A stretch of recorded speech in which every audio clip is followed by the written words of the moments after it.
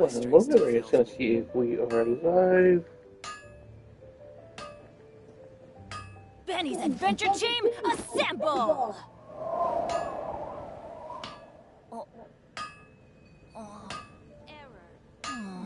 Alright, it looks like we're alive. Just gotta put my little emojis in. My strength still fails. Take your pick. You'll find And no we'll get on our way. second-rate items at Wagner's. Yep, so we passed the event of Sumo. Where did that come from?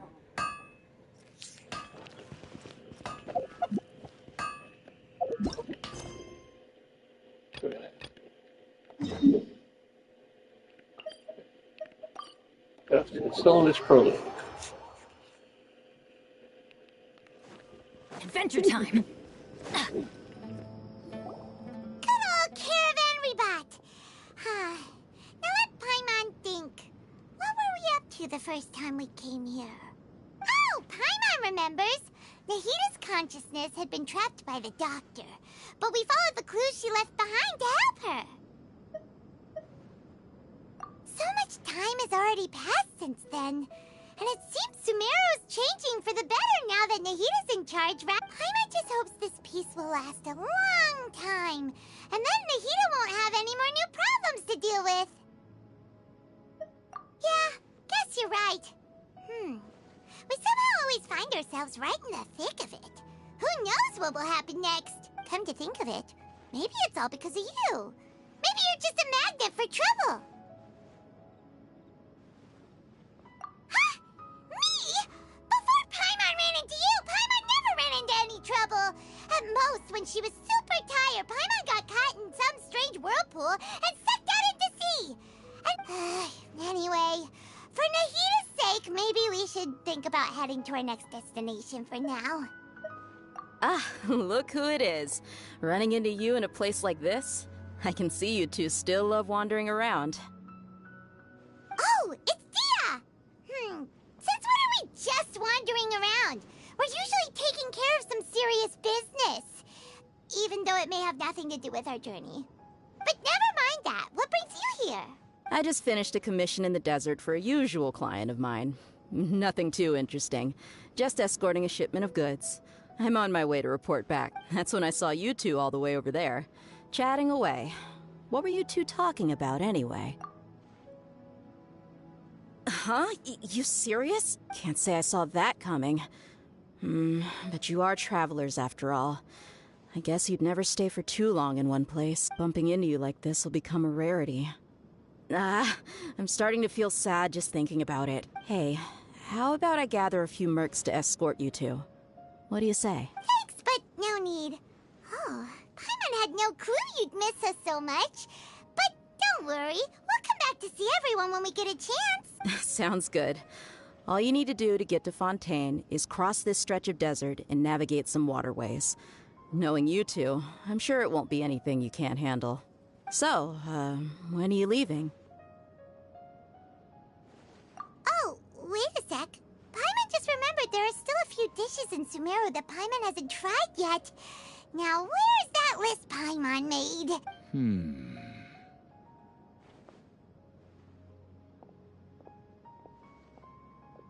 I see. Guess you won't be needing a going-away party or anything. It's sad enough to see you go like this. Though, now that I think about it, Sumeru wouldn't be what it is today without you. Seems true heroes always prefer leaving quietly. By the way, should we go say bye to Nahita?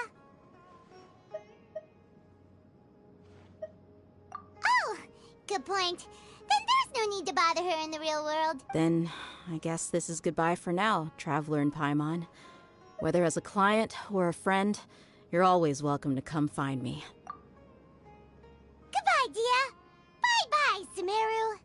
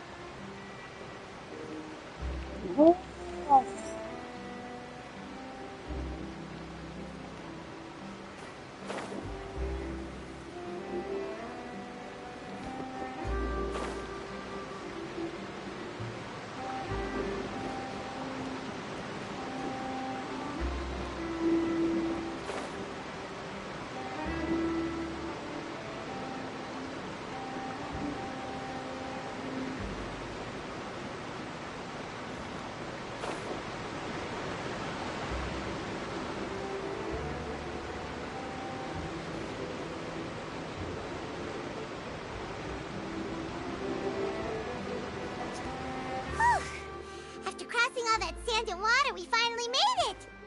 Oh, this must be Fontaine's port. Wow, everything looks so advanced in Fontaine. Paimon's heard that the industry here is extremely developed, and there are all kinds of unusual machines. Just seeing the sights as a tourist is nice, but maybe it would be better if we found something to do. What do you think? Good idea! Nahida gave us loads of useful information. Seeking out the Seven is probably still our best source for information at this point. Yeah, the more we can learn, the better. So, what do you think the Hydro Archon's like? Will we get along? Nahida said that she has a very unique personality, whatever that means. To learn about a nation's god, start with the nation's people. There seems to be some locals talking over there. Let's go see if we can join the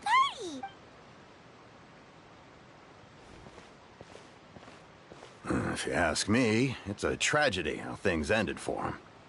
Clearly, he was a pretty decent person. Yeah, I didn't expect that kind of ending for him. I thought he would at least fight on a little longer for his family. I was expecting a sudden plot twist, but it's a pity that it never happened. Still, his story is quite the tearjerker. Excuse me. Can I help you two? I couldn't help but notice you standing here listening. Hi.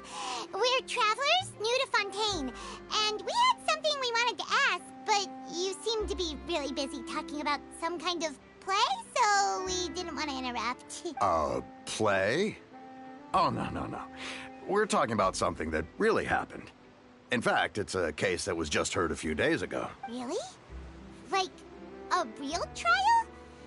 But the way you were talking about it and the words you used just now made it sound like some kind of story.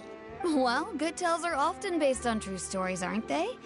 And what you see in reality may also be someone deliberately putting on an act while harboring ulterior motives. Whether something is true or not simply isn't that important. The main thing is whether the story being acted out on the stage is splendid enough. Oh, but it looks like you're not from around here. You probably don't know that the Fontaine Court of Justice is called the Opera Epiclese, or more commonly known as just the Opera House. But, shouldn't court cases be treated a little more seriously than that? Not to question Fontaine's way of doing things. It's just that putting someone on trial is usually a very serious thing. No worries. Other visitors to Fontaine have wondered the same thing. You could say that we just don't want to waste the moving stories behind those cases. And as for your worries about whether the cases are treated with due reverence, we have the absolutely just and honorable Chief Justice Neuvillette, as well as the Oratrice Mécanique d'Analyse Cardinal, a machine created by the Archon. Between the machine and the Chief Justice, false charges and injustice are a thing of the past now. Oratrice?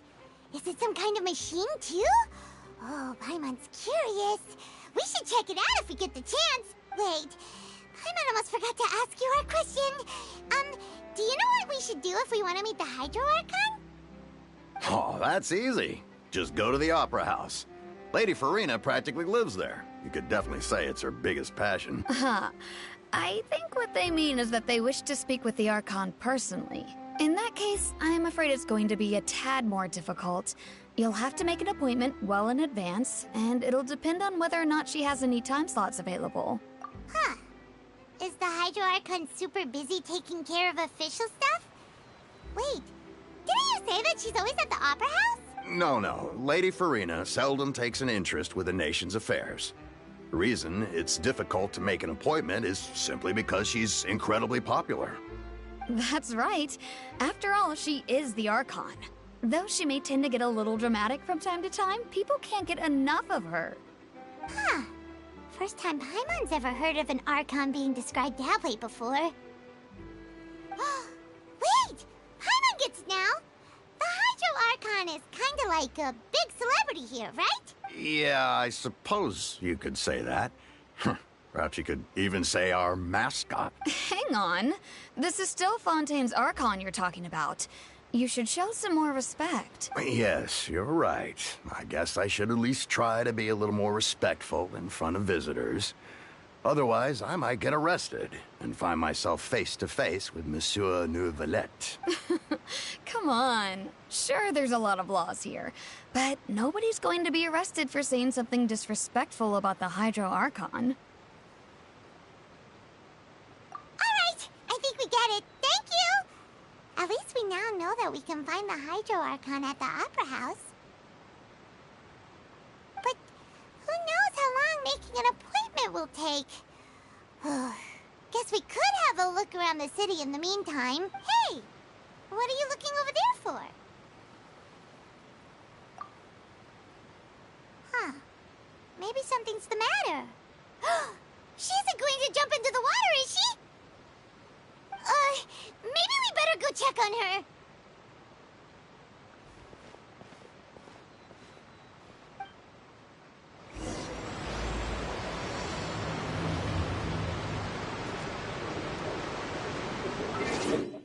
Isn't that the girl we have from the Abyss? Yeah, her, isn't it?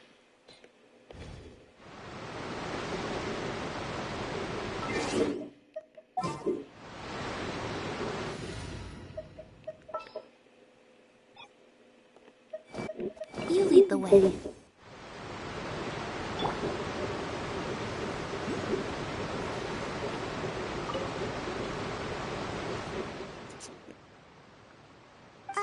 Hello there. Excuse me. Are you alright? Huh? I'm fine. Thanks. Oh, okay then. We just noticed that you seem to be worried about something. About many things, actually. But there's nothing I can do but just keep my troubles to myself. I was just reminiscing about a place my brother and I would play when we were kids. It was just atop that hill over there. See? You're pointing at the sea. Wait, are you saying that you and your brother lived in the water? No people call the waters around Fontaine a sea. It's actually just an inland lake that's filled with fresh water. And though I can still see that hill clearly in my memories, now it's been completely submerged. He would skip and jump, tossing sand in the wind. The sun shone brightly, and the air was filled with the scent of the sea. But now, the water is gradually swallowing our memories. It won't be long before it swallows us. Sorry. Paimon doesn't really get what you mean. I don't believe we've had the pleasure of meeting. Are you Lynette's new friends? Oh, and you are? Thanks for looking after my sister. She often comes here to reminisce about our childhood, that's all. There's no need for any concern. Allow me to introduce myself. I'm Linny, and this is my sister Lynette. If I had to guess, I'd say you must be travelers from abroad. Nice to meet you. Paimon is Paimon, and this is The Traveler. We just arrived in Fontaine. We were just talking with your sister. Even though we didn't really get what she was saying. I see. It's unusual for Lynette to be so willing to talk with anyone. In fact, she seldom speaks at all. I'm usually the only one she ever talks to. Oh, really? Then you two are just like us. Paimon's always the one talking for some reason.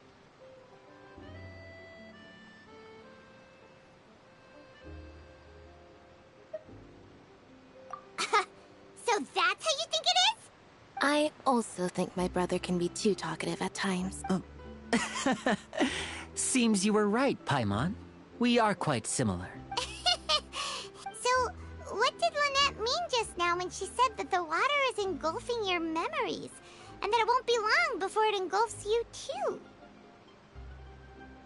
Oh, that. It's from a prophecy that's been circulating in Fontaine for some time now. Well, I suppose prophecy isn't exactly the right word, because that implies a certain amount of uncertainty. There's no doubt about what's happening in Fontaine now. Where to begin? Let's put that question on hold for a moment. We still haven't formally greeted each other yet, have we? Did all the introductions earlier not count? Hello, Traveler.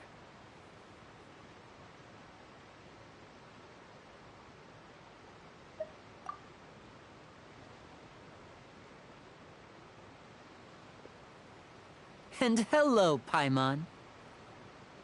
Hey! Why didn't Paimon get a handshake? You're not poking fun at Paimon, are you? Please, don't take offense. Just consider it a sort of etiquette we have here in Fontaine when making new friends. You should remember it. It might prove useful. Oh, all right then. Well, Paimon's just happy to have a local friend now. By the way, we were just getting ready to go to the Opera House to meet the Hydro Archon.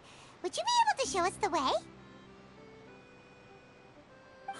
So you're going to see Lady Farina? No problem at all. In fact, I was planning to go to the Opera House later myself. I'll gladly take you once I finish things here. Please, follow me.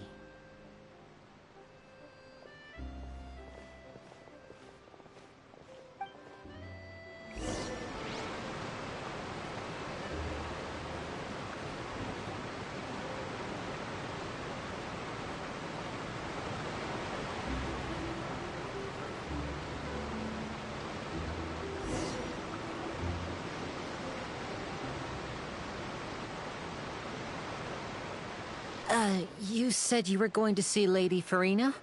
Well, it seems Lady Farina has come to see you.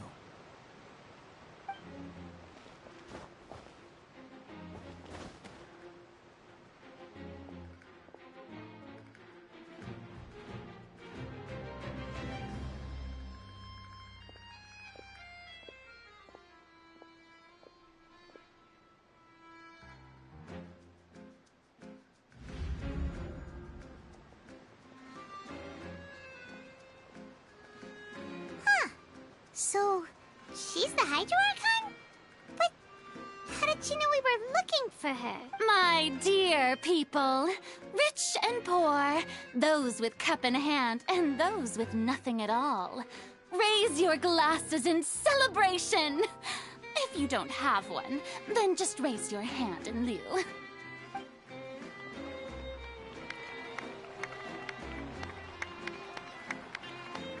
As you can all see, two unfamiliar travelers have arrived in our nation. Come, let us make a toast in honor of this traveler and his companion, who have journeyed here from distant lands.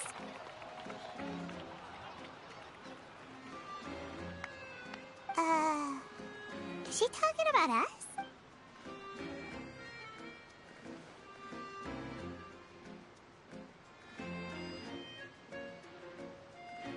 I've long heard of the turmoil and chaos you left in your wake as you visited other nations. But fear is for insignificant cowards. I am a god, and I will never entertain the notion of such meaningless wariness. You can be rest assured, I see clearly your sincerity. Of course, seeking an audience with me is the most sensible thing to do. It will allow you to truly behold my power and witness my authority. Intelligent people always gather under the correct banner. I, Focalor, hereby welcome you to the nation of Hydro and acknowledge the value and significance of your trip. Now, you may rejoice in this. Yeah, Paimon still can't believe it. Feels like we've only been here for a few minutes. But the Hydro Archon's entrance was, how should Paimon describe it? A little over the top? Miss Hydro Archon? How did you know we were coming? I see.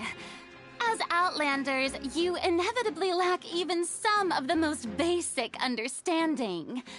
Don't forget that even the gods can be divided into the mediocre and the excellent. I suppose it's only natural for you to be awestruck by my abilities. You had best stop and consider. Do you really have the noble qualities and etiquette necessary to communicate with a god? all it takes is a flick of my finger for me to know everything about you. Whoa. Talk about sounding high and mighty.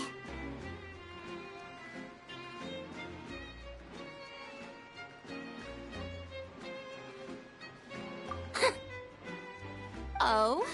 What's with these looks? Perhaps the welcoming ceremony still isn't enough? Is she waiting for us to start talking? Wow, I didn't expect to see Lady Farina here. What a surprise! Wait, does this mean they're the legendary blonde traveler? How did I not notice before? Hey, what's all the commotion? Oh, is that Lady Farina? Is there some kind of drama going on? Of course. That's the blonde traveler. The one all those stories are about. Lady Farina came here to Oh, I bet this is gonna be the duel of the century. Oh, I've got to see this. I knew Lady Farina would never disappoint.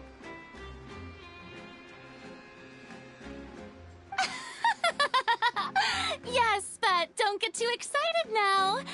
My dear believers and spectators alike tend to get quite rowdy, and despite the noise, I've come to tolerate all their ruckus.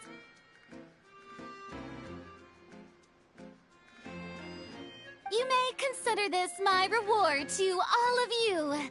I have determined that there will be an epic duel between myself and this traveler from another land, just as you were hoping to see. Now she wants to fight? Aren't we getting a little ahead of ourselves?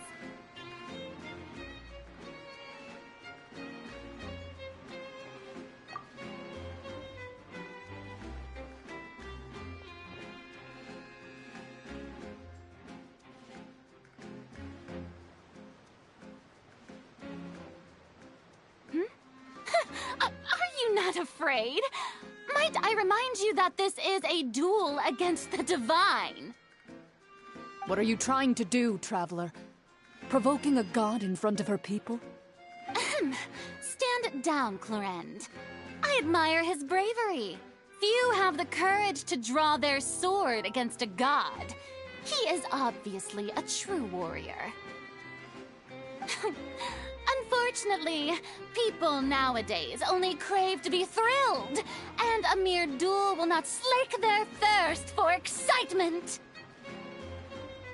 Huh. Yeah, she's right. Just a duel wouldn't be all that interesting. On Araneus, criminals are always requesting duels to defend their honor. They're getting a bit old, to tell the truth. You see. Then, as the god of justice, I shall face this traveler in another kind of duel. A duel in court! Whoa, all right! Now that'll be worth seeing. Right. This is Fontaine, after all. Such a grand opera house, it would be a pity not to use it. Why do you care so much about the crowd's reactions? Seems you've spent a little too much time in the opera house. Besides, how exactly do you plan to have a duel in court? You mean you're going to put us on trial?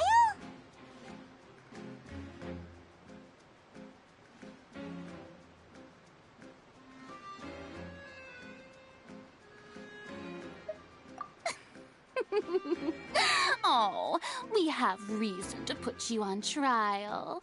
It's obvious, isn't it? According to Fontaine law, no one is permitted to release any flying objects within Fontaine city limits during the first 3 days of each month. You are clearly guilty of violating this law, no? Oh, so that's what they've done wrong. That's our Lady Farina. No one knows the laws of Fontaine like she does. You call that obvious? What kind of law is that? Wait, flying object? You mean Paimon? Precisely! Now, if you two have no objections, then in the name of the Hydro Archon, I order your arrest. My apologies, Lady Farina. I don't mean to spoil the fun. But if you would allow me to interject, I don't think that Paimon here meets the definition of a flying object. You tell her, Linny! Finally someone who's not crazy.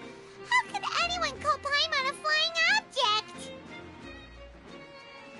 Ah, great magician Linny, my beloved citizen. I'll permit you to object, but how exactly do you plan to prove your claim? As a magician who just rained on your parade, I naturally should shoulder the responsibility of saving the show. So, with such an audience gathered here, allow me to perform a trick for everyone.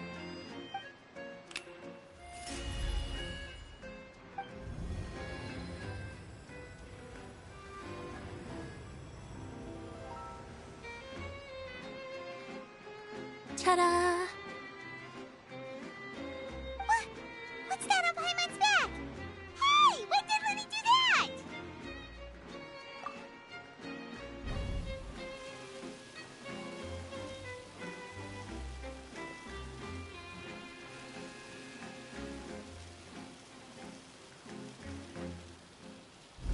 There.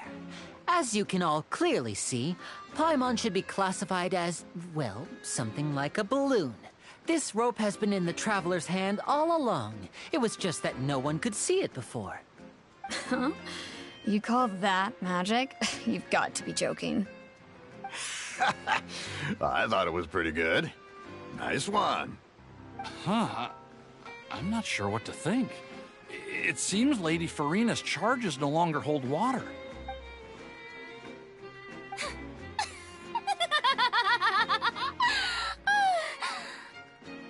Amusing. Very amusing, Linny. Just the sort of unexpected twist that I enjoy. With you here, today's performance can finally be called complete. Performance? You see all this as a performance? In which case, consider the matter of your trial resolved. The god of justice will not bring charges against an innocent person. But when there are valid grounds, I will not only judge travelers from abroad, but even the gods of other lands. I look forward to seeing your upcoming performance at the Opera House, Mr. Linny and Miss Lynette. That's enough for now. Toodaloo!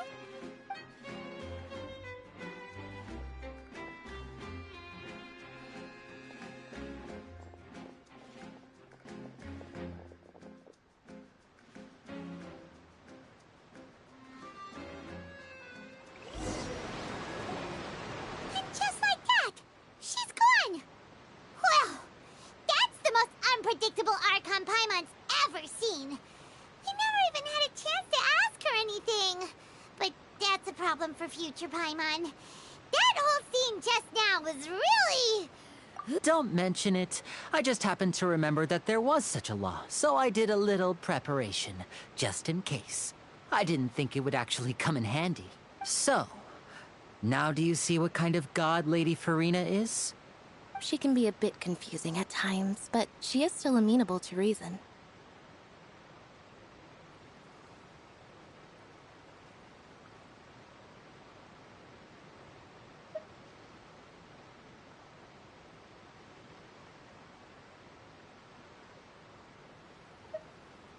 Anyway, Paimon had no idea you were a magician, Linny.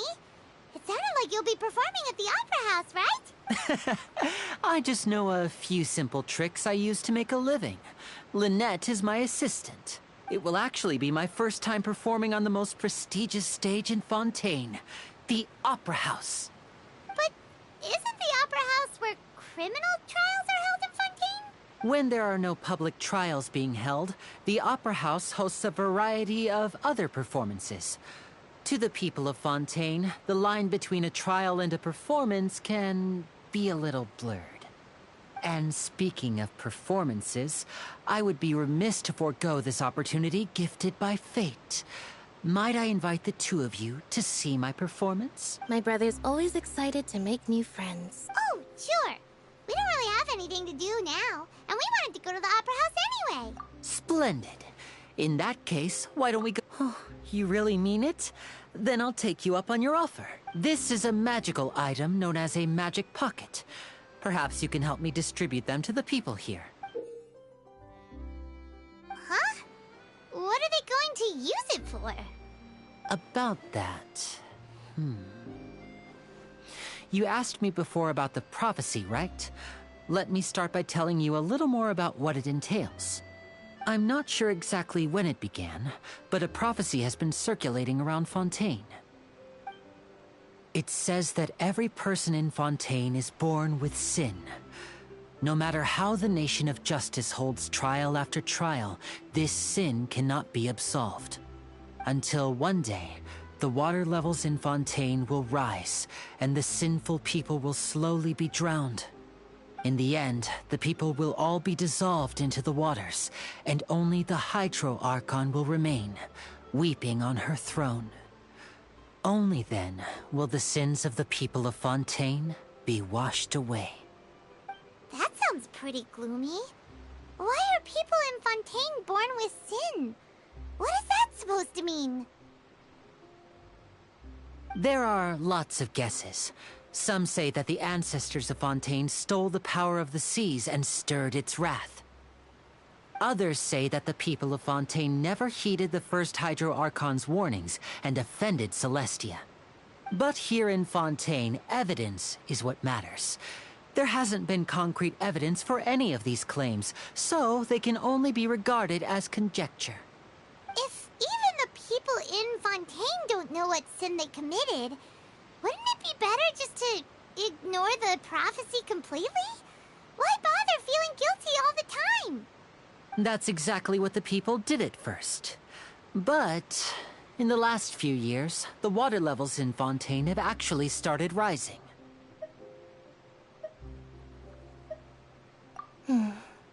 Many places have already been completely submerged, and now lie beneath the sea.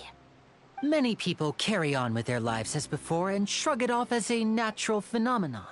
But my family and I think that the people of Fontaine shouldn't ignore the possibility, which would end up sentencing them to death. We hope that at least the people who reside near the waterfront can move away before it's too late. So, we've started distributing magic pockets to them. As a magical item, these magic pockets have astonishing capacity. I'm sure they will come in handy when people are moving their belongings. Oh, Paimon gets it! It's like preparing for a rainy day! But this is more than a bit of rain. Perhaps only absolute power could ever contend with such a catastrophe. But who knows? We're just tiny specks in the grand scheme of things. Now, if you'd like to help, then please give these magic pockets to anyone nearby. Be sure to convince them to take it, regardless of what they say.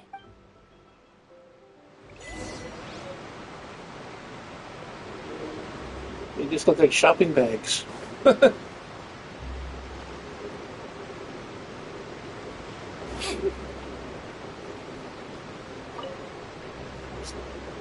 So you're the blonde traveler that everyone's been talking about. My apologies for not recognizing you earlier. Oh, a magic pocket? Seems you really thought of everything. I guess it's better to prepare for the worst and hope for the best. Thanks. Please, also thank the magician on my behalf when you get the chance.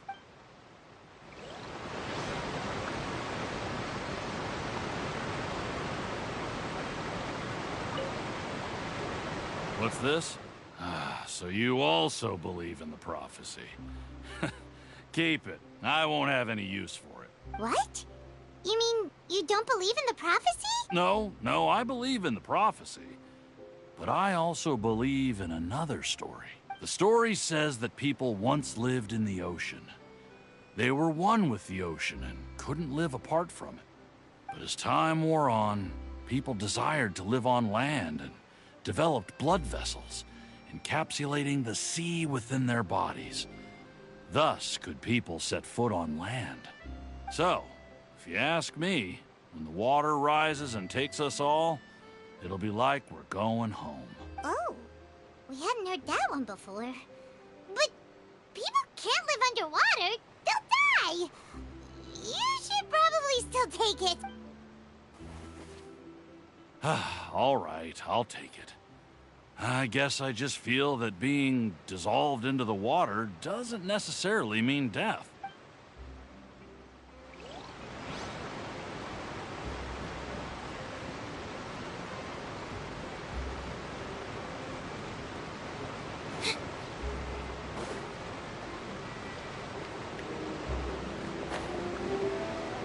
No, but yeah, Shadow, sorry for the late stream. I came home with a sore shoulder and whatnot, so I took some medicine and was waiting for it to kick in.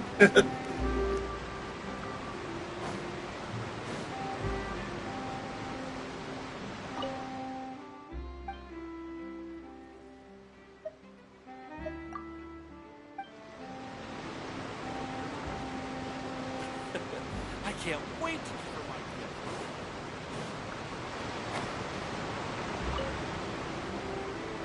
Huh? I don't want that thing. Way I see it, if the prophecy's true, it's still gonna be a long time before the water can cover everything. Life is all about living in the moment. What use is there in worrying about the future all the time? We'll cross that bridge when we get to it. You should still take it. You never know when it'll come in handy. Oh, all right, fine. Thanks. It's just that if I start moving, that means I've already given up on the life I have now. I'd really rather not.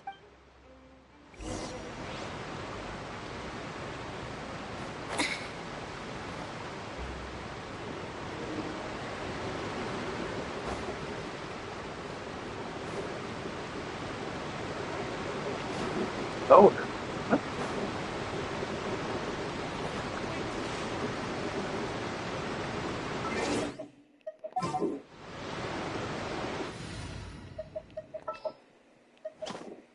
In the name of the princess... Oh? You already handed out all of the magic pockets? That was fast. So, what did people have to say? I bet you heard some... interesting opinions. Yes, but that will change once disaster strikes. I know they'll change their minds, so it's only right to help them prepare. Is there anything else you need to do before we leave? Yes, one last thing. I have the magic pockets made by a workshop in the court of Fontaine. Since we're out and about, I was thinking about bringing him some more materials.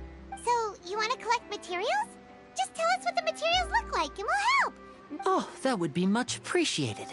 We'll need some Romaritime flowers. I remember seeing them near the waterfront on the east side of the harbor.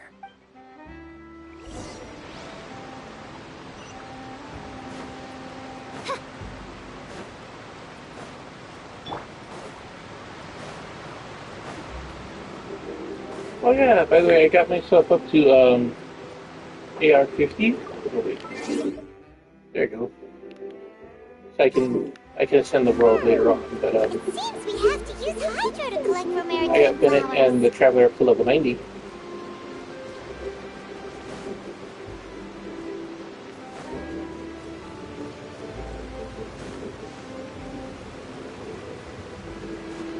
That's what we're looking for? Let's light it up! Oh.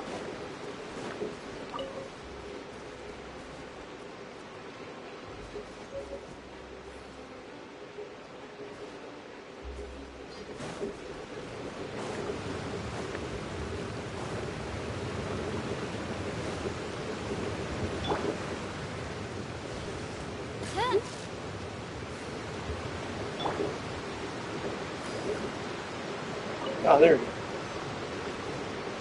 Okay, we got a little bit of water.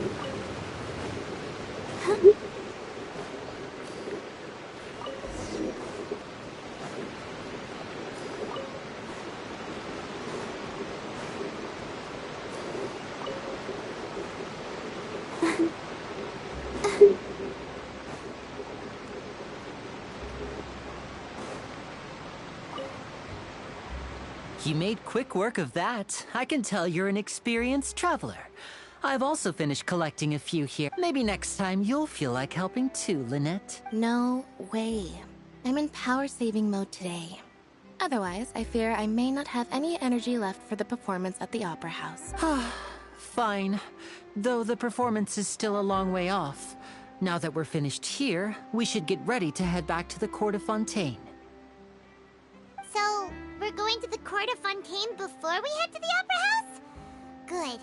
Paimon wants a tour of Fontaine's largest city and try...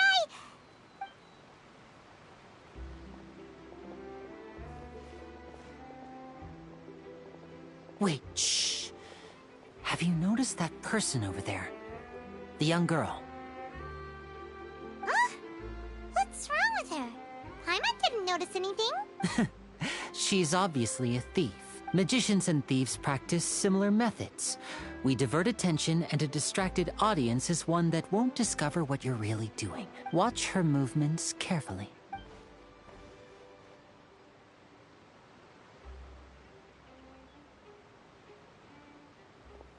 Oh, he's right! Shh, keep your voice down. We need to think of a way to catch her, but it seems she's very alert. Perhaps we should split up. You two can ride the lift over there and wait up top.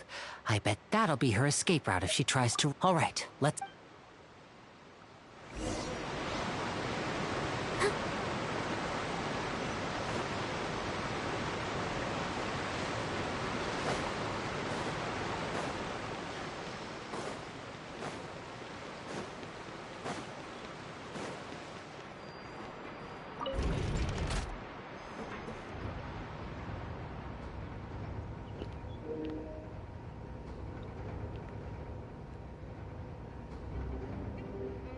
I haven't even gotten a city yet.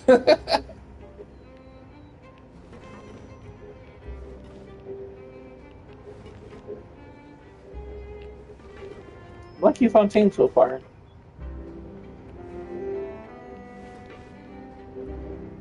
Don't know how I feel about Farina though.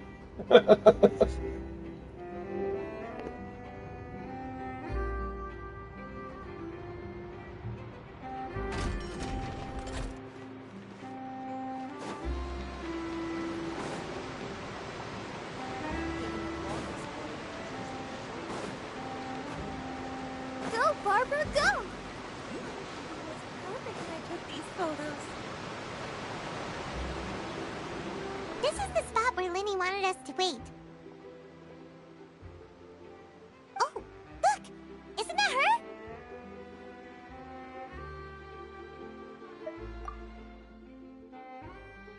Oh no! Did she notice us? She started running the other direction! What should we do? Should we chase her?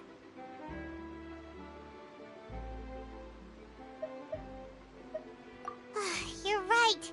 She might also be trying to lure us away. Nothing's happened for a while now. Paimon wonders if Linny caught the thief. Yeah, let's...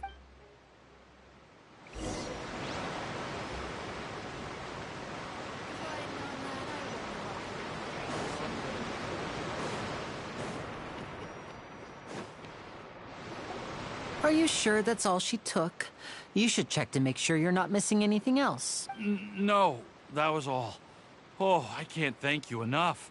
I didn't notice a thing earlier. Anyway, I should be going now. Thanks again. Oh, were you returning what the thief had stolen? That's right. Pity I wasn't able to catch her. She distracted me by dropping the thing she stole on the ground. By the time I looked back, she was already gone. I saw the general direction she went, but Linny twisted his ankle, and I needed to make sure he was okay. Oh, did you get hurt, Linny? I'll be all right. It's just a twisted ankle, that's all. In fact, it's feeling better already. If you want to play at being a hero, at least try not to get hurt doing it. Imagine what would happen if you managed to derail our performance as a result. You're right, you're right. Sorry, Lynette. I have to admit that the thief was even more skilled than I had anticipated. But at least we were able to get the stolen items back, so it wasn't a complete failure.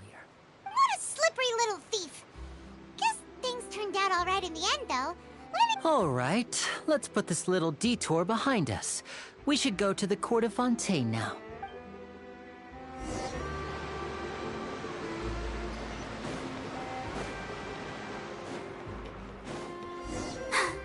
I'm fine. We ride this thing to go into the city? What an ingenious way to get around! People in Fontaine really know how to use water! This is an aquabus. It allows people to travel between several key locations around Fontaine. It's pretty convenient, but the ride can become a little dull after a while. The scenery is always the same. That's why it's better to travel with friends. So you mean it's still boring even when I'm riding with you? No, that's not what I meant. It's just that, well, you don't really talk that much. Besides, it doesn't really feel like a real trip when it's just the two of us. It's the same as being at home. Whatever. Guess that's what it's like to be an older brother. It's about time for us to leave. Let's get on board.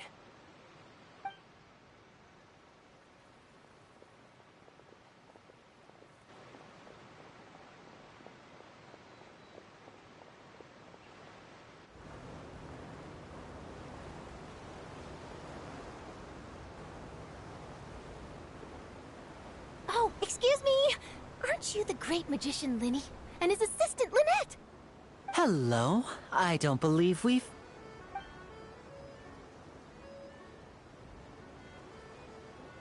I'm Charlotte, a reporter for the Steambird. Nice to meet you. From the Steambird, huh? We've often relied on your paper to promote our performances. It's an honor to meet you. Wait, could that be the legendary traveler who's been making headline after headline in their journey across Tibet? Amazing! You recognized everybody almost immediately! I wouldn't be much of a reporter if I didn't know who's who, would I? Wow, today must be my day! Who knew I would end up on the same boat as so many VIPs? Could my vision finally be showing me some favor? So, Charlotte, what do you usually report on? Well, when there isn't any breaking news, I mainly cover the trials at the Opera House. You can still manage to keep readers' attention as long as you tell things from a clever enough angle, even if it's the same old topics. For example, reporting on how a scammer once deceived vulnerable girls into relationships, or how a financial criminal was once so poor that they ate a single piece of bread for 5 days.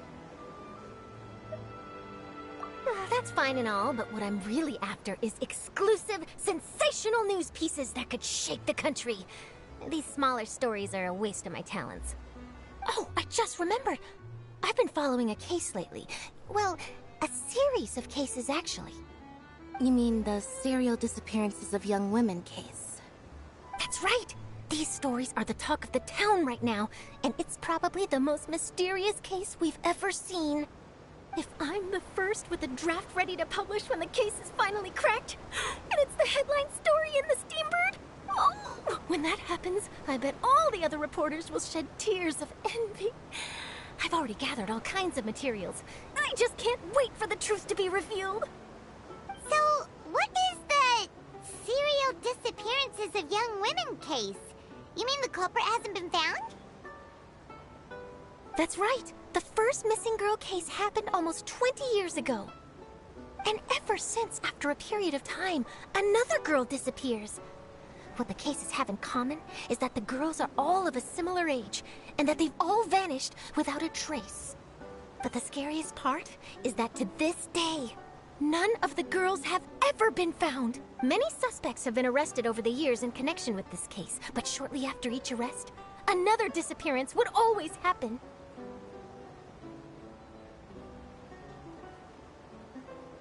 Yes, it's possible. But either way, I believe that every case has some precise truth behind it, waiting to be exposed. Yes, I agree. And at the very least, the family of those missing girls deserves some sort of explanation. I just imagined for a second what I would do if Lynette were to suddenly disappear. I'd pay any price to get her back, and then find a way to track down the culprit.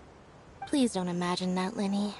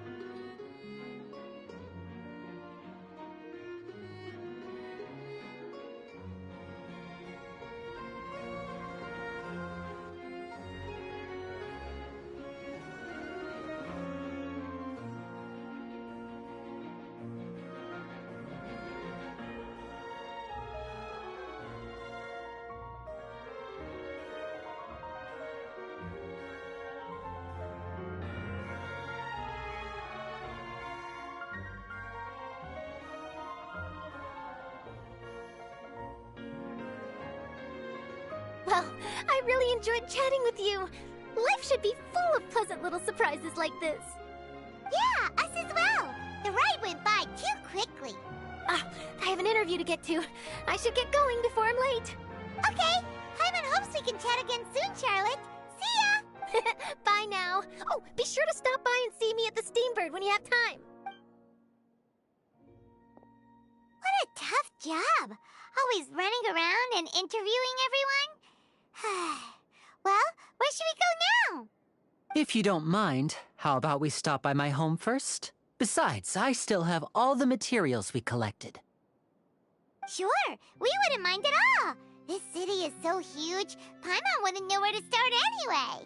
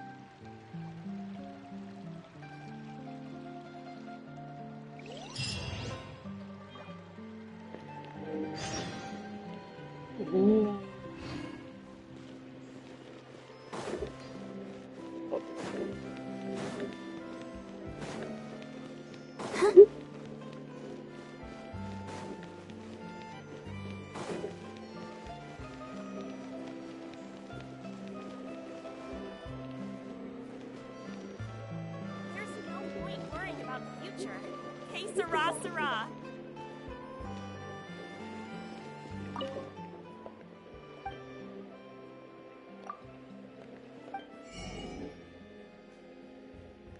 Garlic baguette, Fontaine onion soup, fish and chips, Atete fruit, Feastos. Is that like cereal?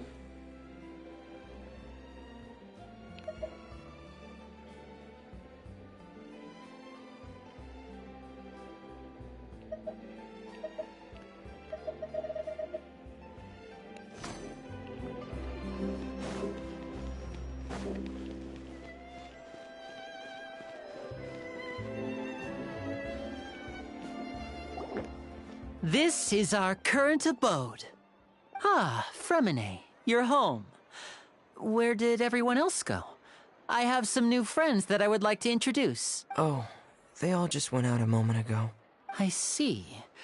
Everyone is getting busier now that Father will be returning soon. I suppose that can't be helped. Allow me to introduce you to my little brother, Fremine. He is a phenomenal diver. Hello. Nice to meet you. Paimon is Paimon, and this is The Traveler. Oh, you sound very proud to have a diver as a brother, Linny. Linny, could you come here for a moment? What is it, Fremine? Do you have something to tell me?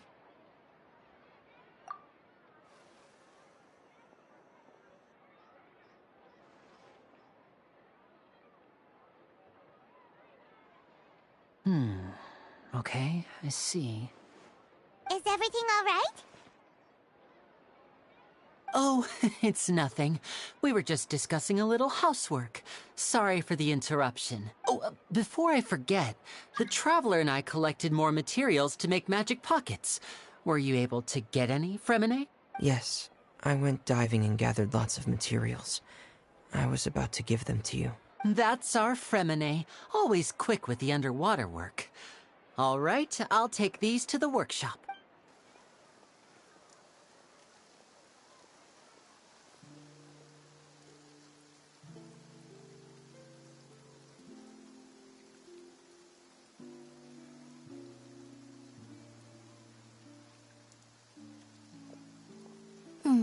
Looks like rain. Oh, you're right. But wasn't it clear and sunny just a moment ago? Fontaine's weather sure is weird. I'm afraid that's just how it is here. It often rains on days where there are trials being held in the Opera House, but don't worry, it'll clear up soon enough. What's wrong, Fremine? There's a legend about the rain that I tend to believe. It's said that a dragon of water once resided in Fontaine. Though we don't know where the dragon went, Every time it weeps, the skies will cloud up and pour out rain. When I was a child, my mother told me that if I wanted to go outside and play, I should yell toward the sky at the top of my lungs. Hydro Dragon! Hydro Dragon! Don't cry! If it's an elemental dragon, then having the power to make it rain wouldn't be very unusual. Let Paimon try something. Hydro Dragon, don't cry!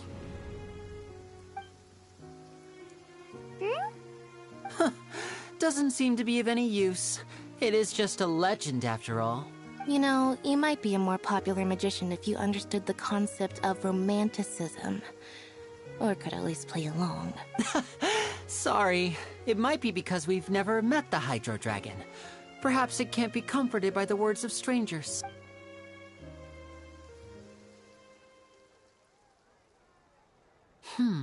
It rained for longer than I suspected. Oh, it's already getting late. Was there something you needed to do, Linny? Yeah, some preparations for the show at the Opera House. I need to find a way to catch the last aqua bus of the day. On the day of the performance, just ride the aqua bus to the island of Aeneas. I'll have Lynette meet you at the fountain in front of the Opera House. Oh, are you leaving now? What is it, Fremine? I'm in a hurry. Oh, I get it. You feel nervous delivering the materials for the magic pockets, is that it? Perhaps we could trouble the Traveler to help us take these materials to the Beaumont workshop and deliver them to the owner there? I'm afraid that Fremine can be quite introverted, and the boss there tends to be pretty talkative. Fremine has always been a little afraid of her. No trouble at all! Don't worry, we're on the case! Sorry for the inconvenience. I'm quite useless when it comes to such tasks. I'll think of a way to make it up to you. Oh, no need! This will be a walk in the park for us!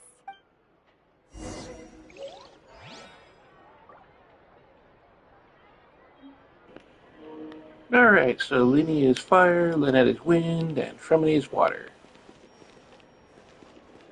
And they said that they still have family that we haven't met.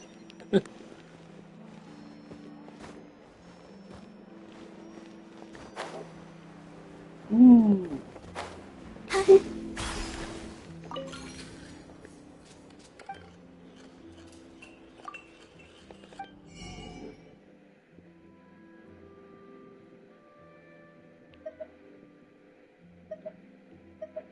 Ooh, Crips is it.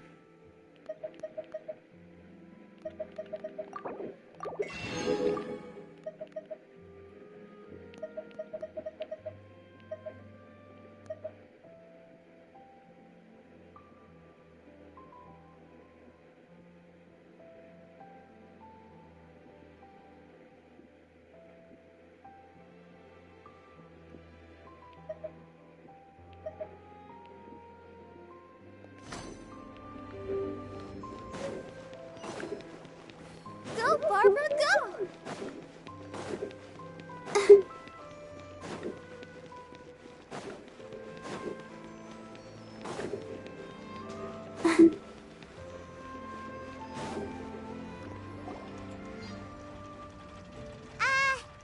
Hello? Is there anyone here? Oh, hello there. New customers? Looking to buy, or do you need something made? Or perhaps you're just looking for a chat with me. Oh no, we're just here to deliver some materials. Here they are. They're for making... what were they called again? Ah, these must be for Magic Pockets. I could tell right away. I've already made several orders worth now. No need. They've already prepaid several batches worth.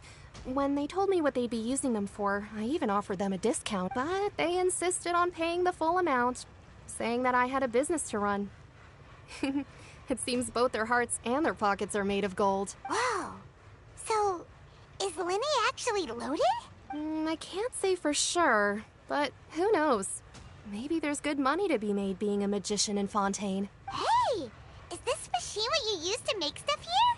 It looks really advanced. Why use your hands when a machine can do the work?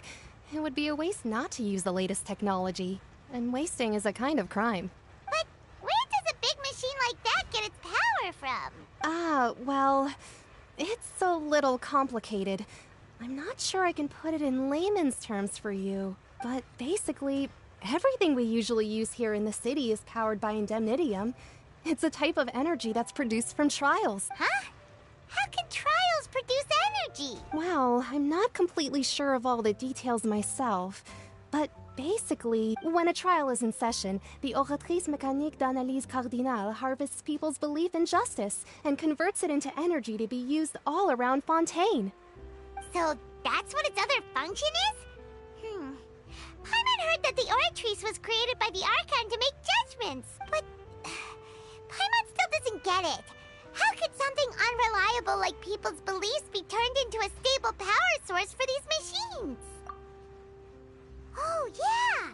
So that means the Hydro Archon relies on the machine to take the energy created by belief and turn it into power for all of Fontaine, right? Even though I've never heard anyone really put it that way before, it sounds like it makes sense. Besides indemnitium, we have another type of energy called pneumosia. It isn't produced by the power of the Archon, but it is unstable by nature. Even now, it still cannot be widely used by civilians. I thought I'd find you hard at work, but here you are chatting the day away. Since you're already talking, I'm sure you wouldn't mind a few words with me. You again? Didn't I already promise you that I'd have the more I owe to Confrérie of Cabriere by next month? Why are you hounding me now? Yeah, but how do we know that you won't go running off by the end of this month? I want 50% today. Wait, no, 70%. Huh? You... Seems business isn't so great for the workshop. We've already finished our job and delivered the materials. Maybe now's a good time to leave? Hey, hold on. Before you go around trying to collect payments, why don't you settle your own debts first? If Confrérie of Cabriere wants to poach clients from Northland Bank, that's fine. But I'm afraid you still owe the bank a hefty sum of mora. So why don't we work things out between us first, before you get back to your little conversation here? You're from Northland Bank. But we said we'll pay everything we owe next month. Why are you hounding me now? Traveler, Paimon! I didn't think I'd run into you here in Fontaine. What are the chances? We're surprised to see you too! What are you doing here in Fontaine? You didn't want to stay in Snezhnaya? Yeah, so this is Child. He's a Fatui Harbinger, just like how the Balladeer and the Doctor are.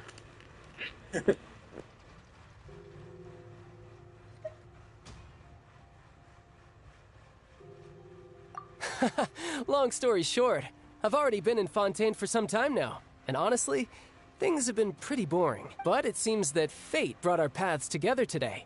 Not only will I have some good friends here now, but ones who always seem to find trouble. Either way you look at it, it seems things are going to get a lot more interesting now. Pretty sure we'd want to avoid anything that you'd find interesting. Besides, our trip here has gone pretty well so far, right, Traveler?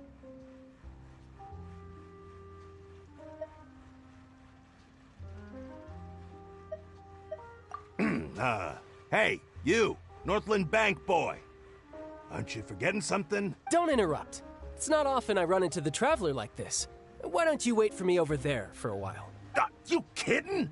Aren't you the one looking for us? You really expect us to sit and twiddle our thumbs while you catch up with your friends? Listen to me, boy. If you want your mora, fine. Why don't you come and take it? Hey, I just said not to interrupt. Oh, by the way, Traveler, the last time I took Tonya and Tusser ice fishing, Tusser said... Hey! That's way over the line! All right, boys, let's see who has to pay up now! Can you at least let me finish one sentence? Fine. Though the bank told me not to get rough with our clients, you're the ones who started it. This is an act of self-defense. You two will have to be my witnesses, okay?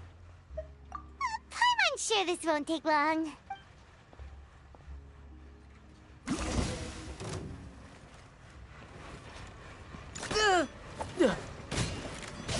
Shouldn't let your guard down.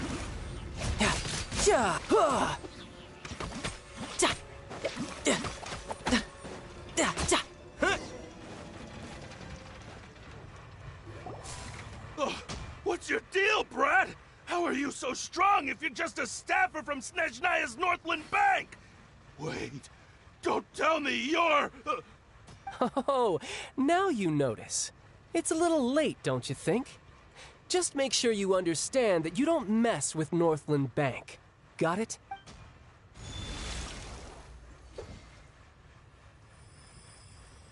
Huh?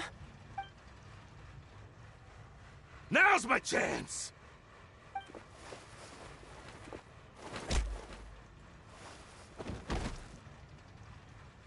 Huh. That was weird.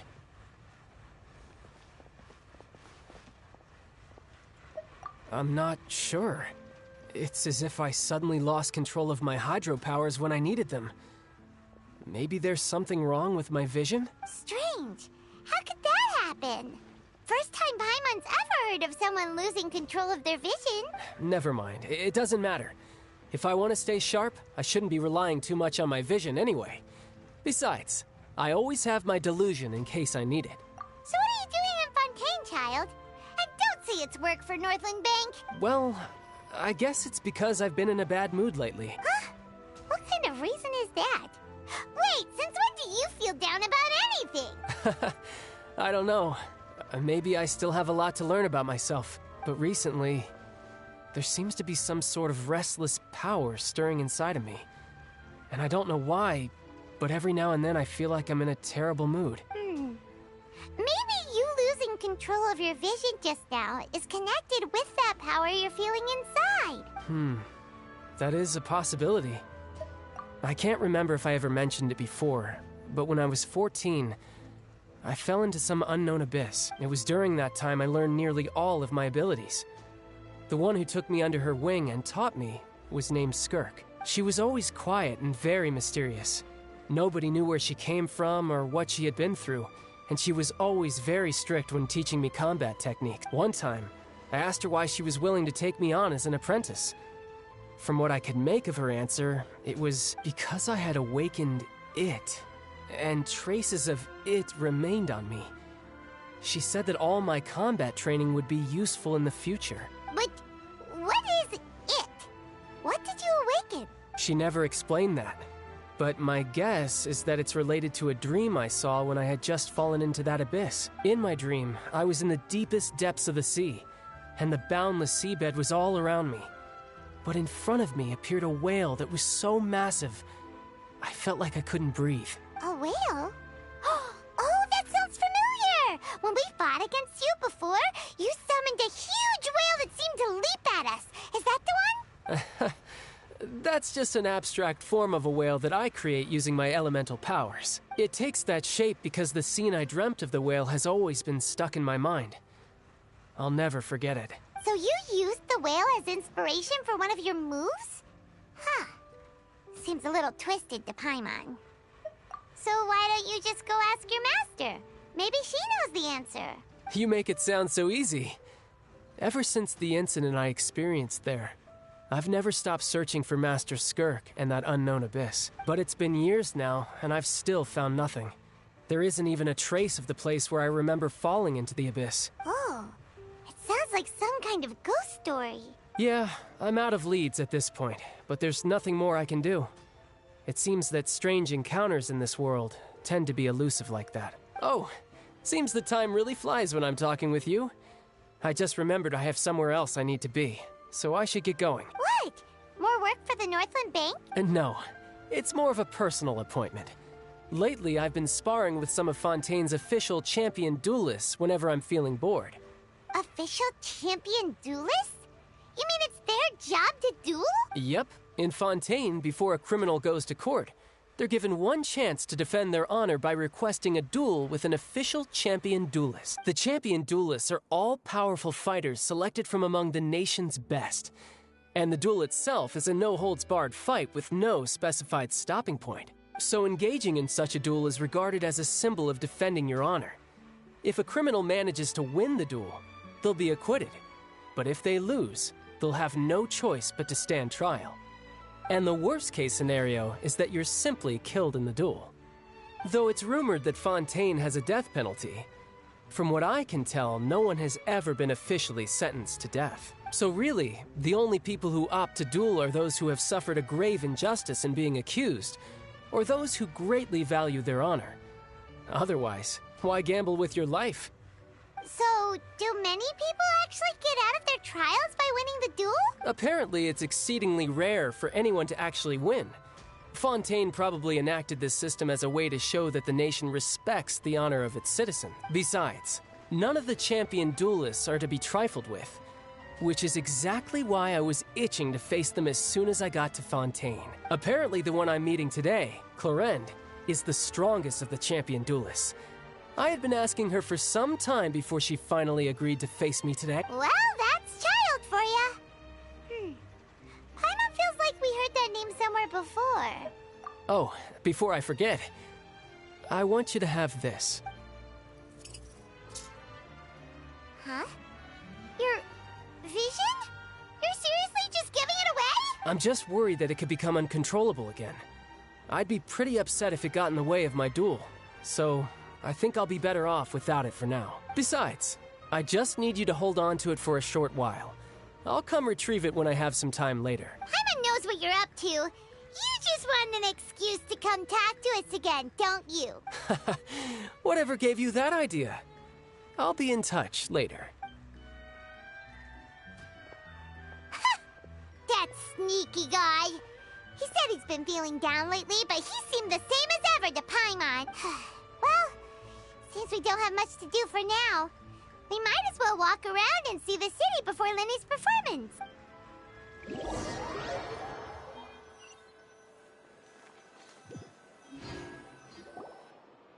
Wow! Who could have seen that coming? The reporter who was barely around for most of the story was the murderer all along! Sorry. Paimon was just surprised, that's all. Whew. Paimon never saw that twist coming. The whodunits here in Fontaine are a lot different than the light novels you see from Yai Publishing House. Both have their merits, but Paimon thinks this style of novels are more, well, novel. It's so exciting to reach the moment when the mystery is uncovered, especially in the one Paimon was just reading. You should buy a copy and read it too. Oh, sorry about that. Paimon will be more careful next time. Hey. Shouldn't we be heading to the Opera House to see Lenny's performance soon? It's almost time for the show to start, so we should get going. Lenny said that the Opera House is on Aranias, so let's go ride the Aquabus!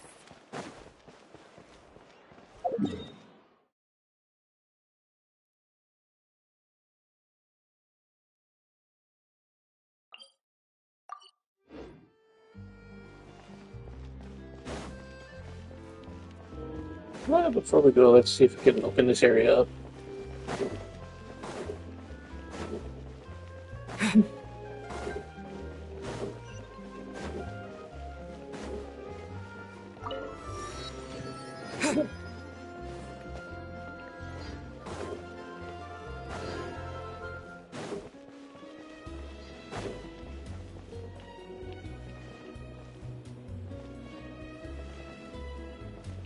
Oh, wow!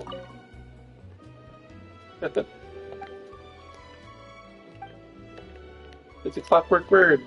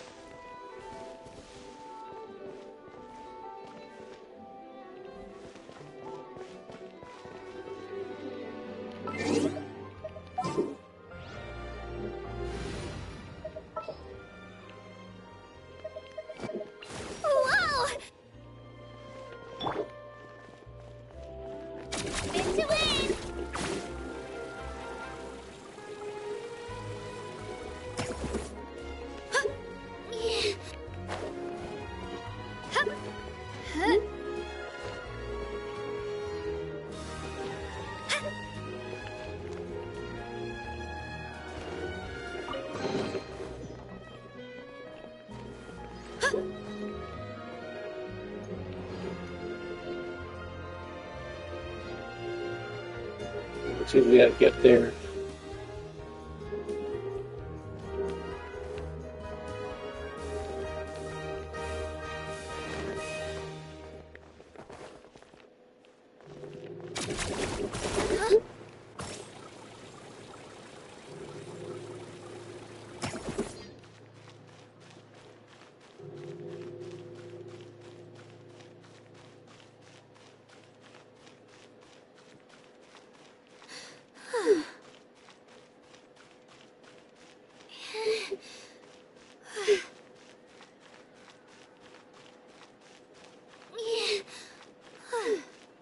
Come on, Kachina, you can make it.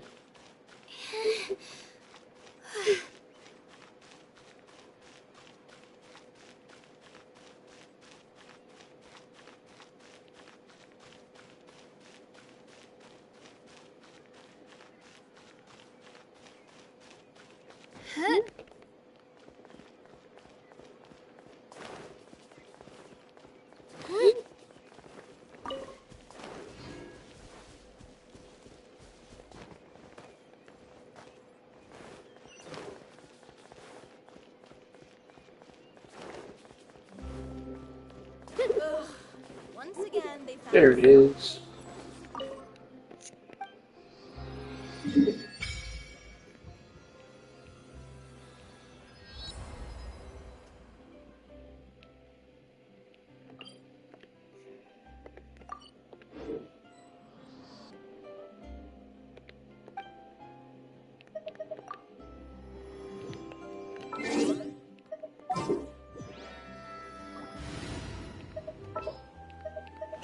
I'll take care of it.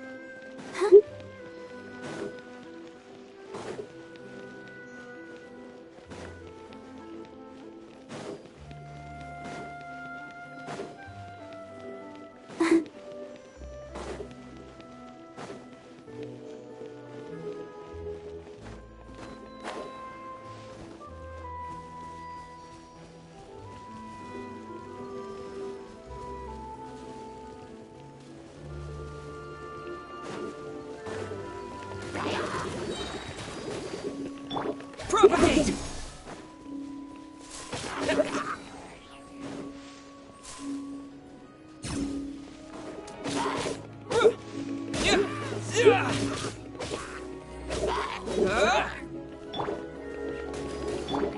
Scatter!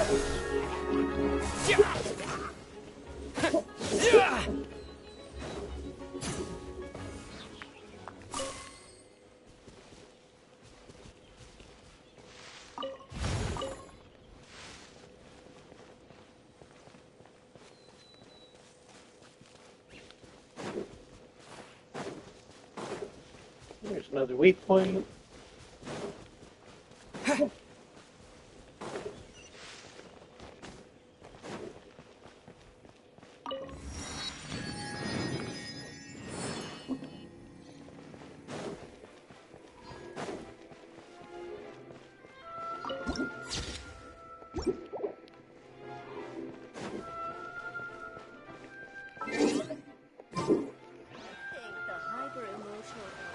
Whoa! Now this is fancy! The Opera Epiclese. What a place to hold a performance! No wonder Linny and Lynette were looking forward to it. Huh. Looks like there's a lot of people standing around the fountain up ahead. Oh, Archon, please bless us with a bright and healthy child. We pray. I don't know why you always feel the need to ask so much. I'll be happy as long as our child is healthy and lives a peaceful life. I guess if they're our kid, then there's no doubt they'll turn out smart. Maybe this is one of the customs in Fontaine. There sure are a lot of couples here. Vache. What's wrong? Vache. Vache. No, Paimon didn't say anything. Are you hearing things? Welcome to the Fountain of Lucine. All the water flowing through Fontaine converges here. It's customary for newlyweds to come here and wish for children. Lynette! You scared Paimon! When did you get here?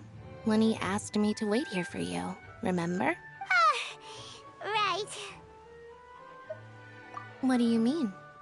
There are a lot of people here right now. Hey, you're not trying to scare Paimon, are you? Besides, it's the middle of the day. It's not the time for eerie things. I see. I might be able to tell you something that could help explain the voice you heard. In fact, you might not be imagining things at all. I suspect that what you heard is a result of your hypersensitivity to the hydro element. Others in my family have had similar experiences. It's because of his sensitivity to the hydro element? But what would hearing a voice have to do with elemental power? When do you cry, Paimon? Wait, what? What does that have to do with anything? Just answer me. When do you cry? When Paimon's really sad?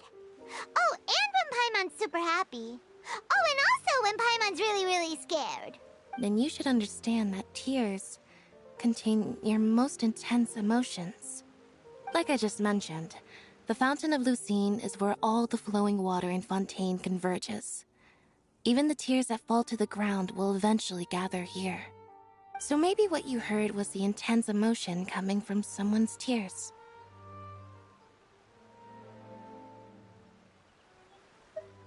So, what did the voice say? Huh. If you are hearing their emotions, then Paimon wonders what happened to them. Rather than worrying about them, we should worry about my brother first. Don't let that calm look of his fool you. He tends to get pretty nervous just before a performance. So chatting with Linny might help him relax a little before he goes on stage. Oh, right. That makes sense. Let's go in and see Linny.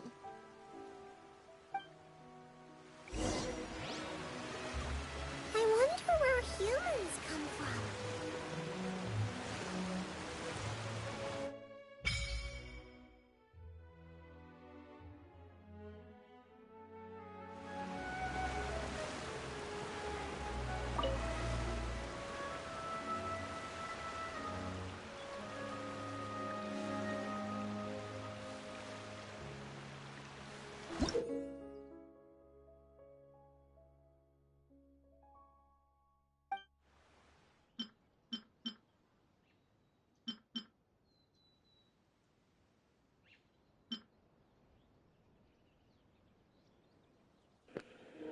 Well, it's actually for kind of a lot for the hydrosigil because there is a one.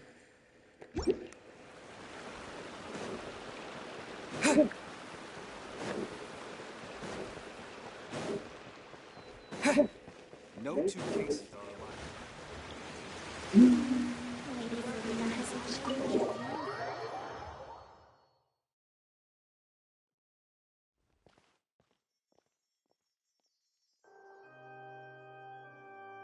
Ah, Traveler and Paimon. Good to see you.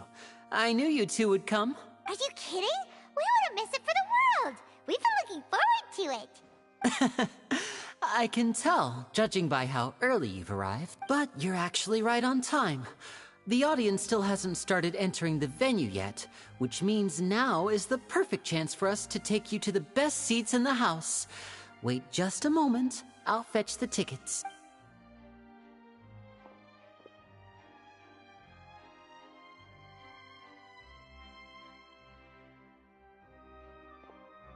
The Opera House has assigned seating, so you always have to make reservations. I've already reserved your seats, and here are your tickets. Ooh, front row seats. Thanks, Linny. Don't mention it. There's no need to keep thanking me. Hey, Linny! Could you come over here and take a look at this? Oh, I'll be right there. Seems there's an issue with the stage props over there. That's Cal, my assistant, calling me. I'll go lend him a hand. Yeah, we'll just go to our seats. You go ahead, Linny.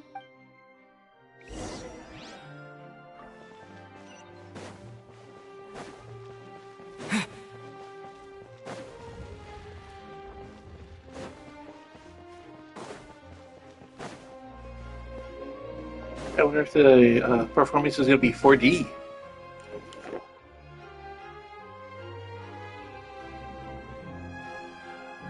Oh, these should be our seats. Come on, let's sit down.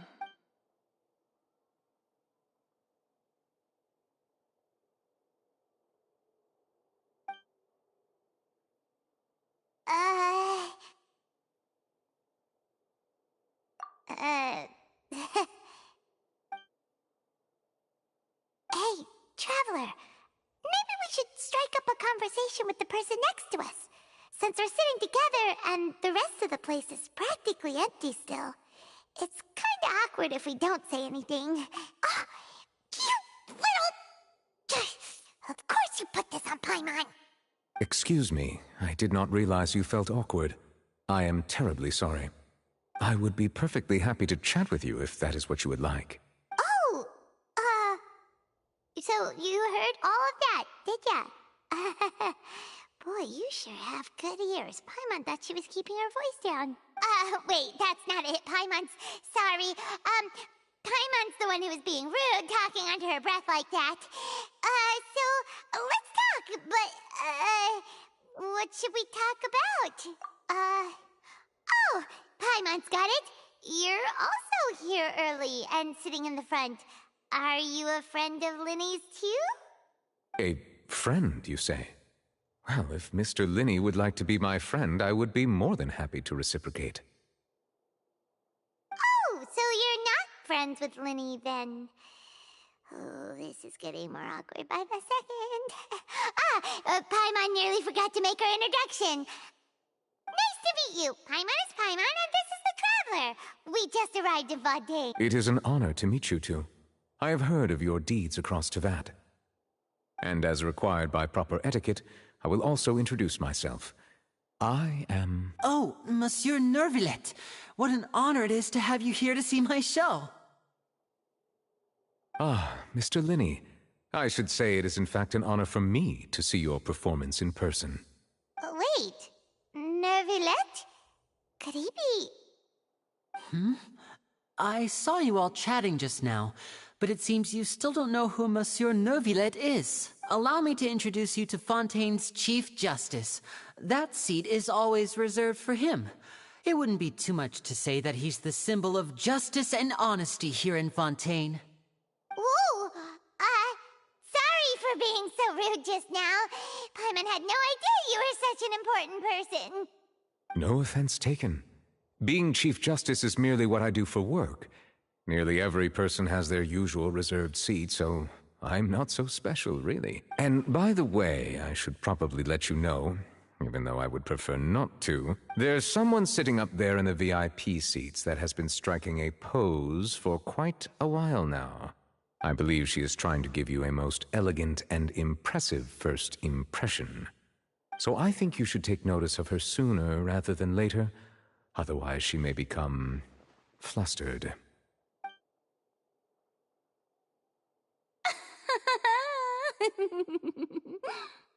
Huh?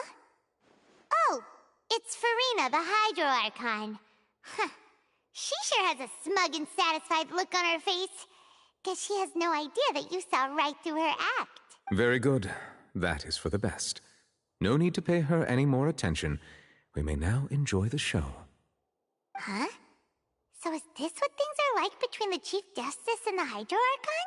All right, please wait just a moment longer. I've pretty much finished my preparations, and the performance will start as soon as the audience has made their way to their seats. Yay! The show's finally about to start! Paimon can hardly wait! Paimon's never seen a real live magic show before!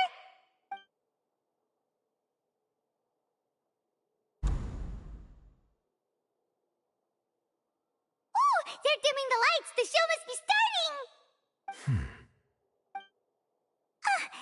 Sorry. Paimon will try to stay quiet. Welcome, one and all, to the Opera Epiclese. I am the star of today's show, Linny. And over here is my sister, Lynette, who will be working as my wonderful assistant. Please, let's give her a warm welcome. Hello, everyone. I know she may seem to be a little sleepy right now, but that's just a sign that she's nervous. Whatever. Now, some of you may be thinking, two vision holders who can freely manipulate elemental powers performing magic is not true magic at all. So, I would like to take a moment to assure you that elemental powers will have nothing to do with what you will witness on the stage today.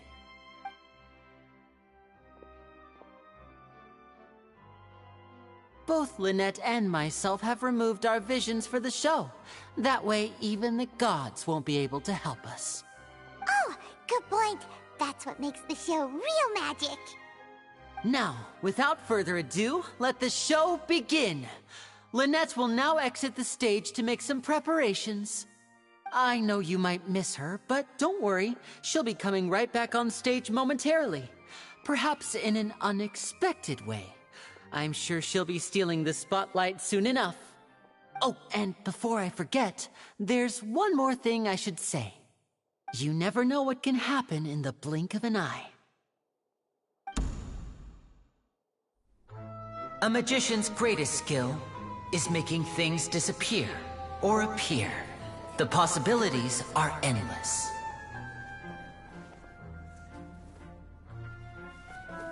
Huh?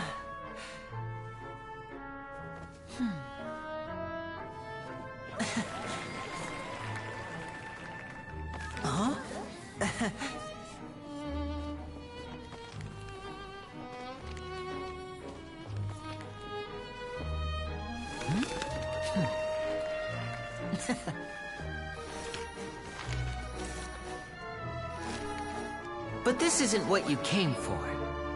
These little tricks, you've seen them all before. So it's time for something truly extraordinary, don't you think? This one's a little tricky.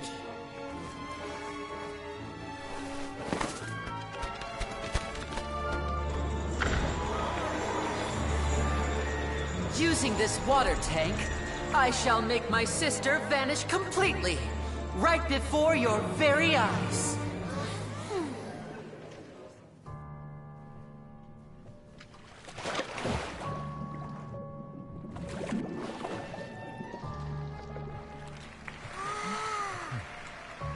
It's actually quite simple. She'll just turn into air bubbles and float right out of the top.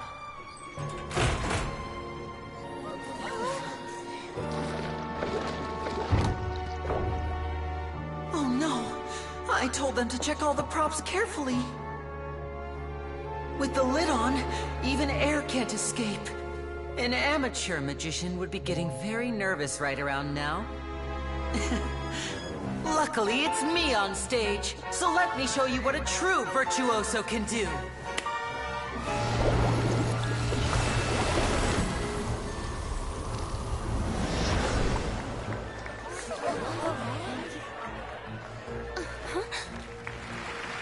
Lynette, are you still there? Don't go too far. We don't want to use up all our magic. Hi, I'm back. Uh-huh.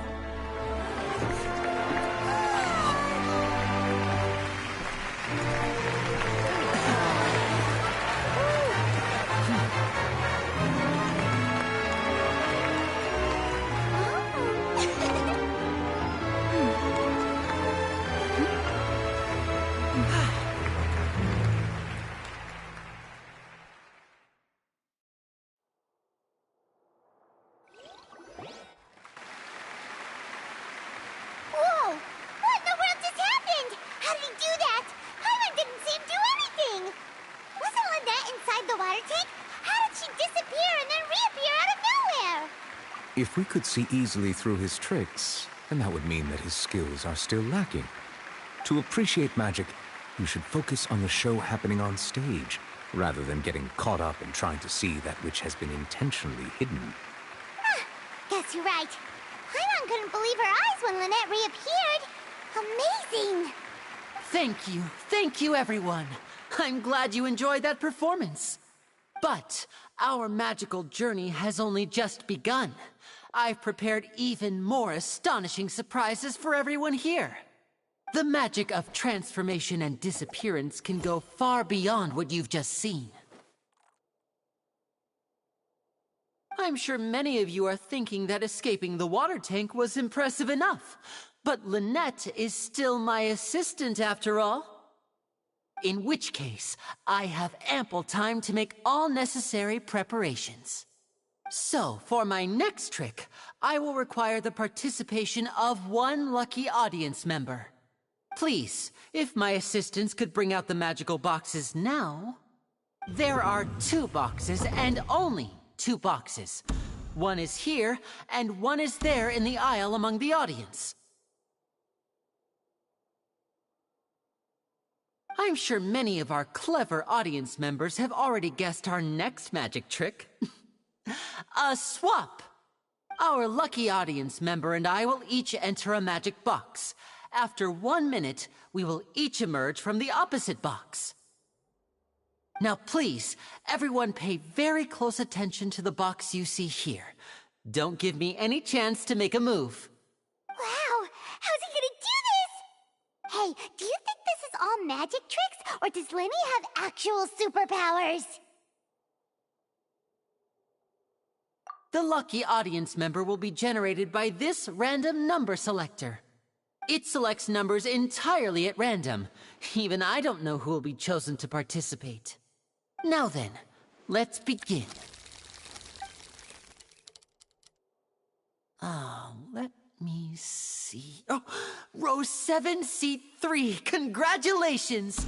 You now have the chance to experience magic firsthand for an entire minute. Please, come forward. My assistant will take you beside the magic box. I'm sorry, it might be a little cramped inside, but no need to feel nervous. We've carefully arranged everything for you to be as comfortable as possible. You don't need to do anything, but no matter what strange things may happen, don't come out of the box. If the magic is interrupted, who knows where you might end up? You might even find yourself in the Fortress of Meropide. Oh, okay.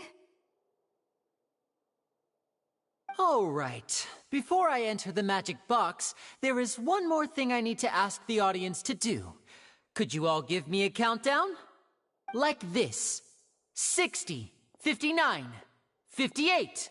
Just keep counting down. You can go a little faster or slower if you like.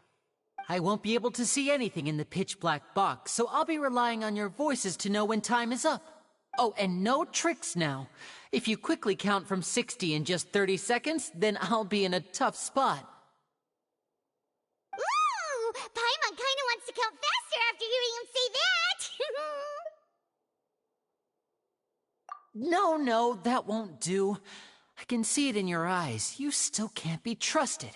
Let's practice together. Come on, repeat after me. 60, 59, 58. 60, 59, 58! That's right, perfect. Keep it going. All right, I'll see you all on the other side once you've finished counting. 54, 53, 52? Why aren't you counting, Nervalet? I am counting in my head. I think things are exciting enough in here as it is. Merely a consequence of my identity and personality. Do not worry about me. Just enjoy the show. Oh, all right. You look so serious that Paimon thought you might be feeling uncomfortable or something. 40, 39, 38!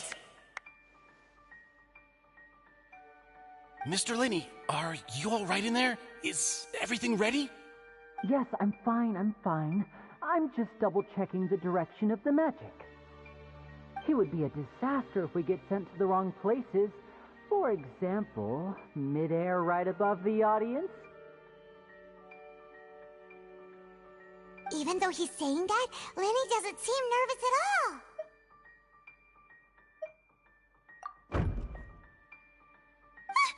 What was that noise? Did you hear it too?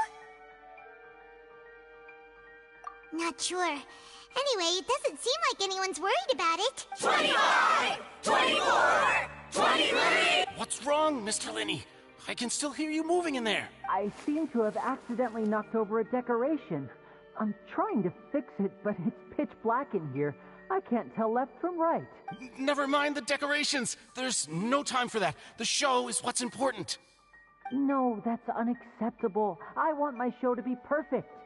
Don't worry, we still have 20 seconds. Hear them counting?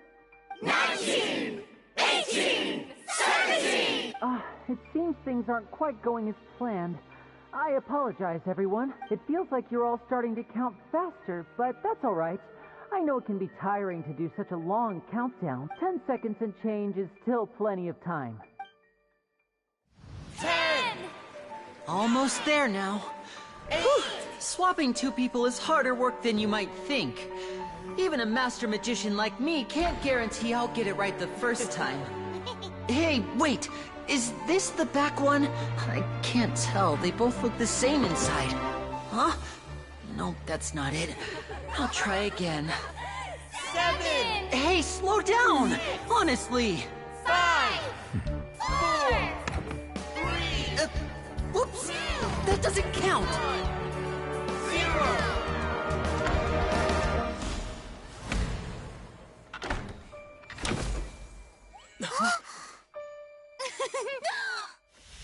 Ta-da!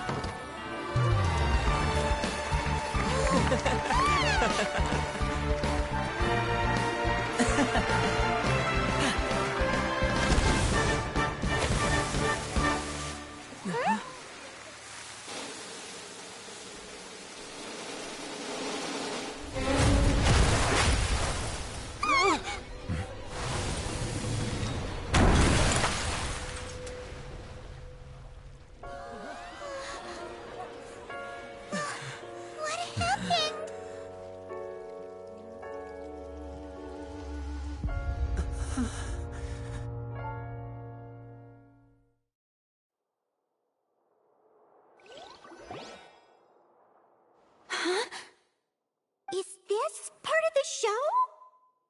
Mr. Lenny, you're going to use magic to fix the stage now, right? What happened? Oh no. Maybe this isn't part of the show. The girl was still in that box, right? This performance is over. Medical staff with me. Guards, secure the scene and detain all the performers. Seal the exits. No one is allowed in or out at this time. Yes, that's right. If this was just an accident, then we must investigate the cause. But if this was all part of some scheme, then those accountable will not escape the judgment of the God of Justice! No need to be alarmed, you two. We'll get to the bottom of this soon enough.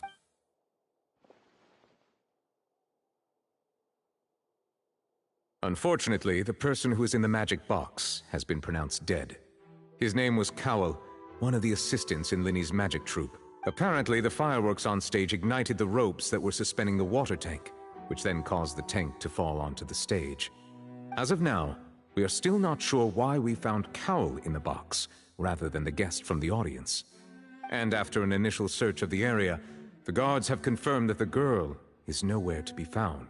It appears that this incident was not merely some mishap with the performance, and there are many indications that it is connected with the case of the serial disappearances of young women. The serial disappearances case? That's the case that Charlotte mentioned before!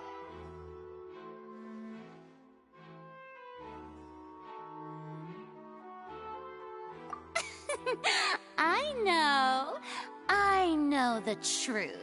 I can see through the whole thing. Really, using such a shallow and obvious mystery as his finale. Did he really underestimate us that badly?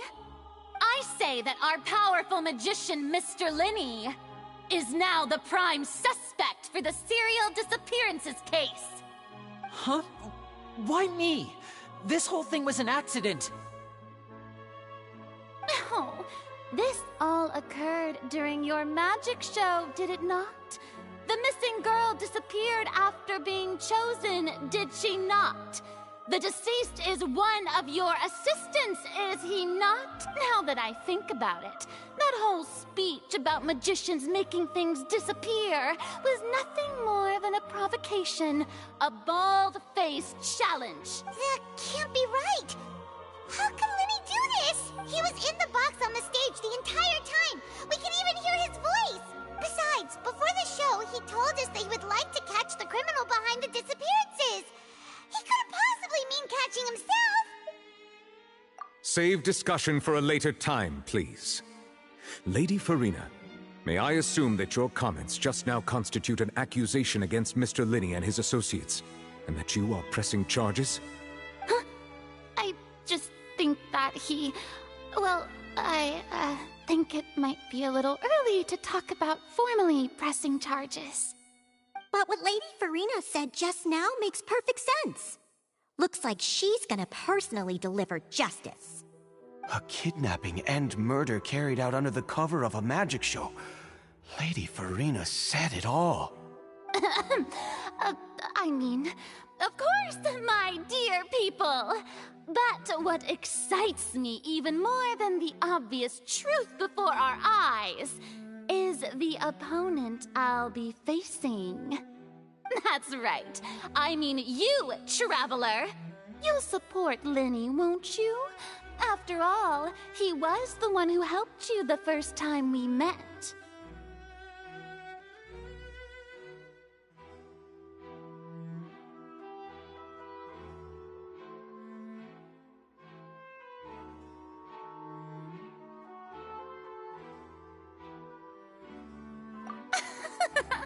Then there's no problem at all. You know, the Traveler and I already had a duel the first time we met. But with Lenny's help, our little duel ended in a draw. But draws really are the most boring possible outcome. So, no more draws. Between the two of us, there must be a clear winner and loser.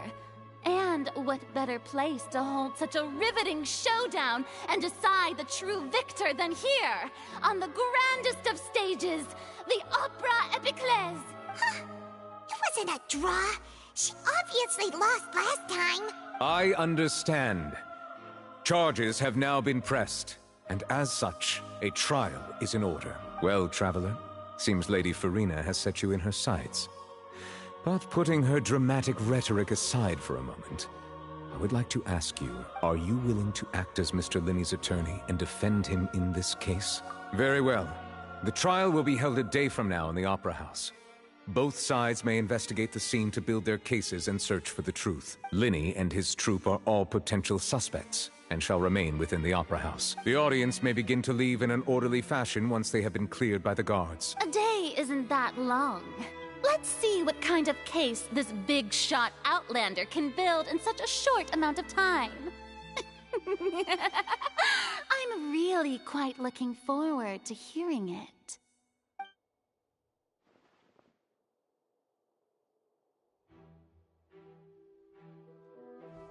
Lenny!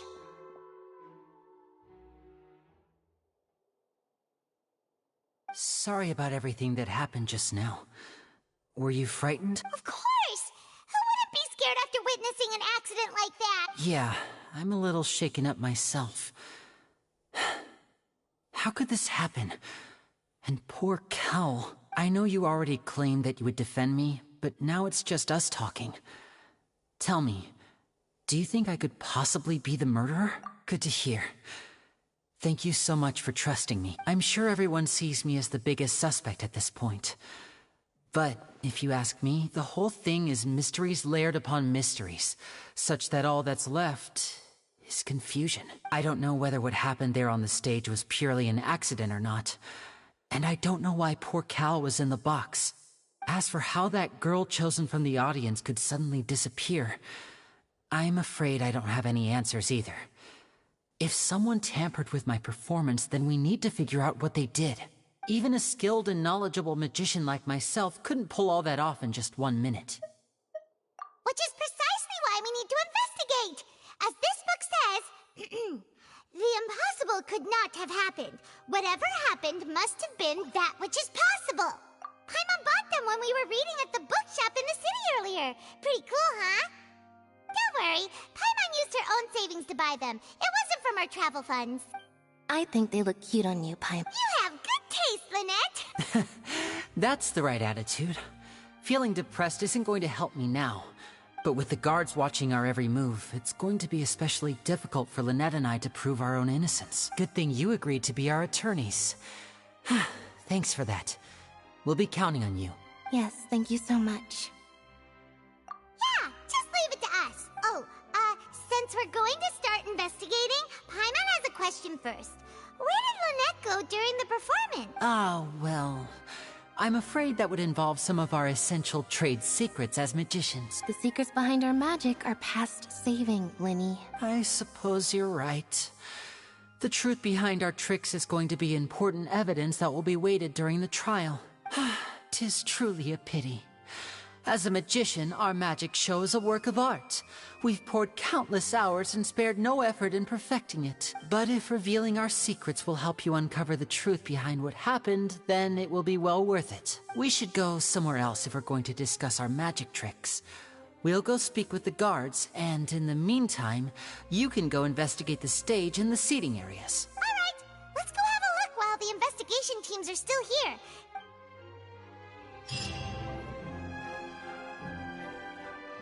Hello, officer. How's the investigation going? I see.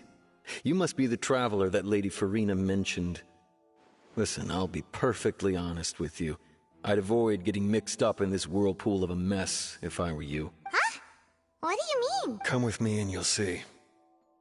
The deceased is one of Linny's assistants, named Cal. Even though he hadn't joined the troupe long, he was hardworking and everyone generally liked him. The assistants are usually in charge of setting up and inspecting the props, as well as assisting with the show and keeping the crowd engaged. As you probably saw when you were in the audience, the water tank suddenly fell and smashed the box with Cowl inside it. This is the real mystery. We've already searched the scene and were unable to find any traces of the girl. However, if you look carefully, the box was positioned directly under the water tank. The ropes holding the tank were then burned by the pyrotechnics on stage, causing them to snap. All these factors lining up so perfectly makes it hard to see this as a mere accident. If anything, the more logical explanation is that the whole incident was intentionally planned, and Linny is the most likely person to have access to all these areas. But he doesn't have a motive. Are you both good friends of his? Well, you can't say we're good friends, but we've known each other for a little while. So in just a short time, he was not only able to win your trust, but even convince you to act as his attorneys. I know there's no such thing as magic. The real trick of a magician is holding the audience in the palm of their hand. I've seen a lot of cases, and I can tell you that people are the least reliable kind of evidence. Sorry, I tend to be pretty straightforward. Just know that I'm warning you for your own good. Anyway, you may investigate the scene of the crime yourselves if you're curious. Who knows, maybe you'll be able to come up with some new evidence.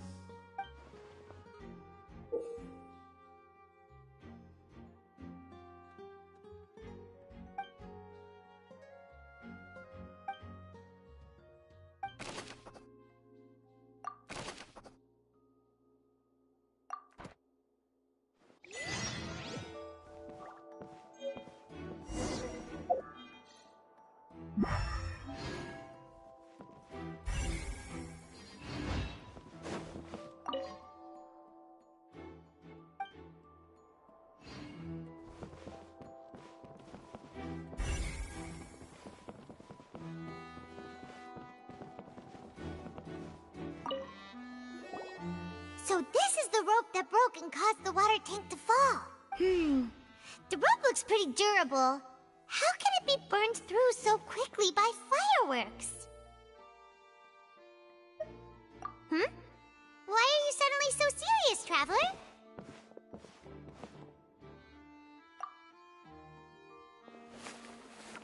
Whoa. Look! This bit is made from different material! Most of it was burned away, but there's still a little bit of it left. Huh. So if a rope meant to hold something was made with that kind of material in it, then that means... Wait! Paimon should write all this down. Let's take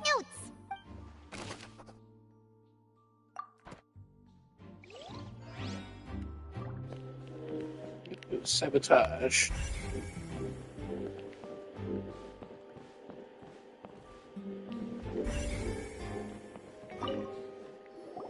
Hello there. What are you investigating?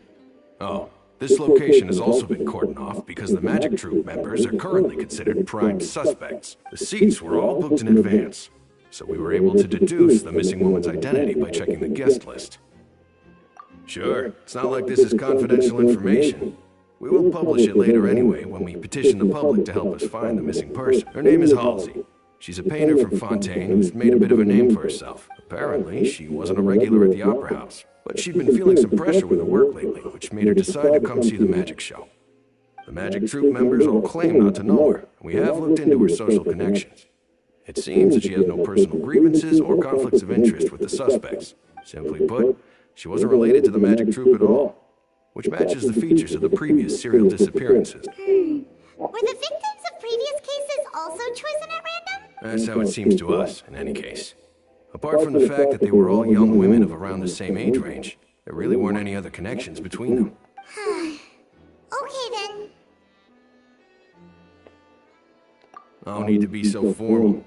If you do happen to see the missing girl, please be sure to contact us. It is of utmost importance that we get to the bottom of these disappearances.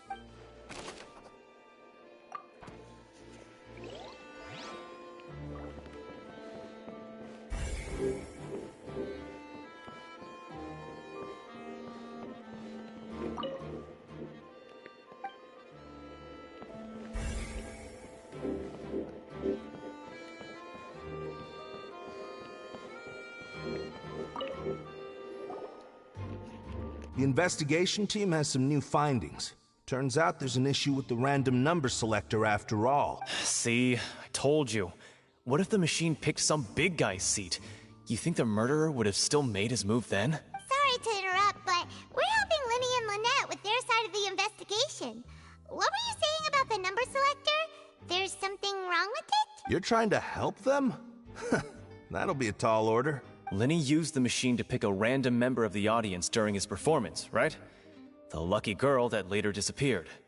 Well, we thought there might be a serious problem with the machine, so we had it taken away for further inspection. It turns out that the seat number it picked wasn't random at all. The machine picks that same number every time. I'm sure you already know that you have to make a reservation in advance to get a seat, regardless of whether it's a trial or some performance. In other words, Linny knew who would be sitting where from the very beginning.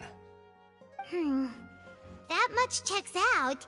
Linny reserved our seats for us, too.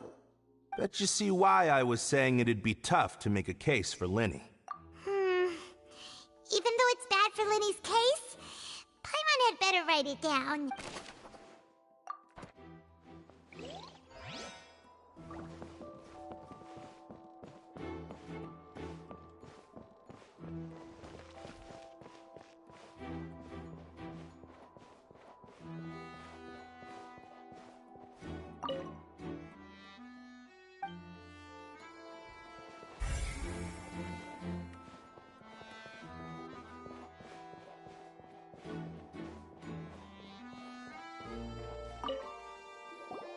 I see that you're investigating the area. Well, it just so happens that I'm interested too. If you find any new and interesting leads. We don't have too many thoughts yet.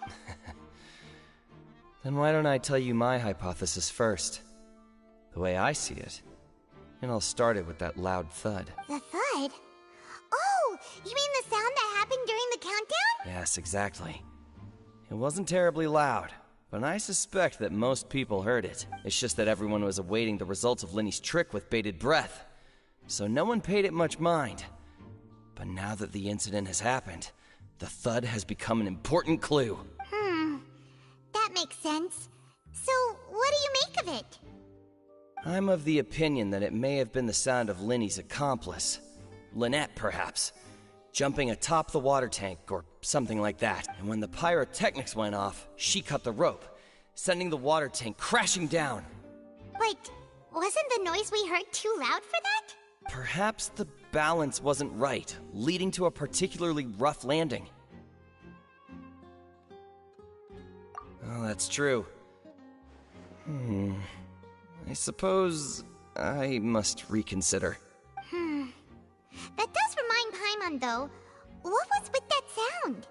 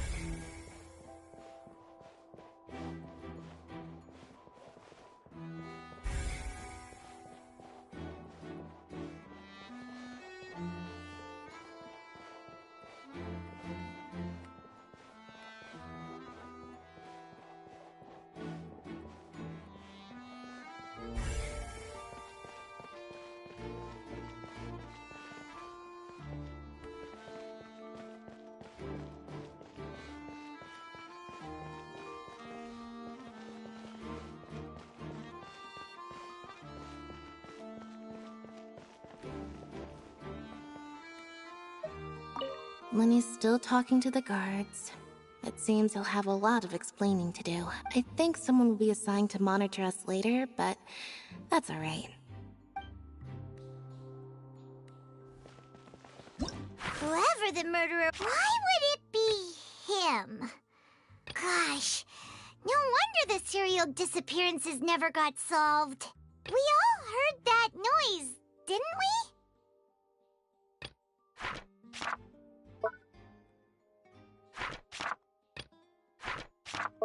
This rope was obviously tampered with. People needed to register and reserve a seat for the show. That, combined with this number selector, could allow you to pick a young lady instead of some old fogey.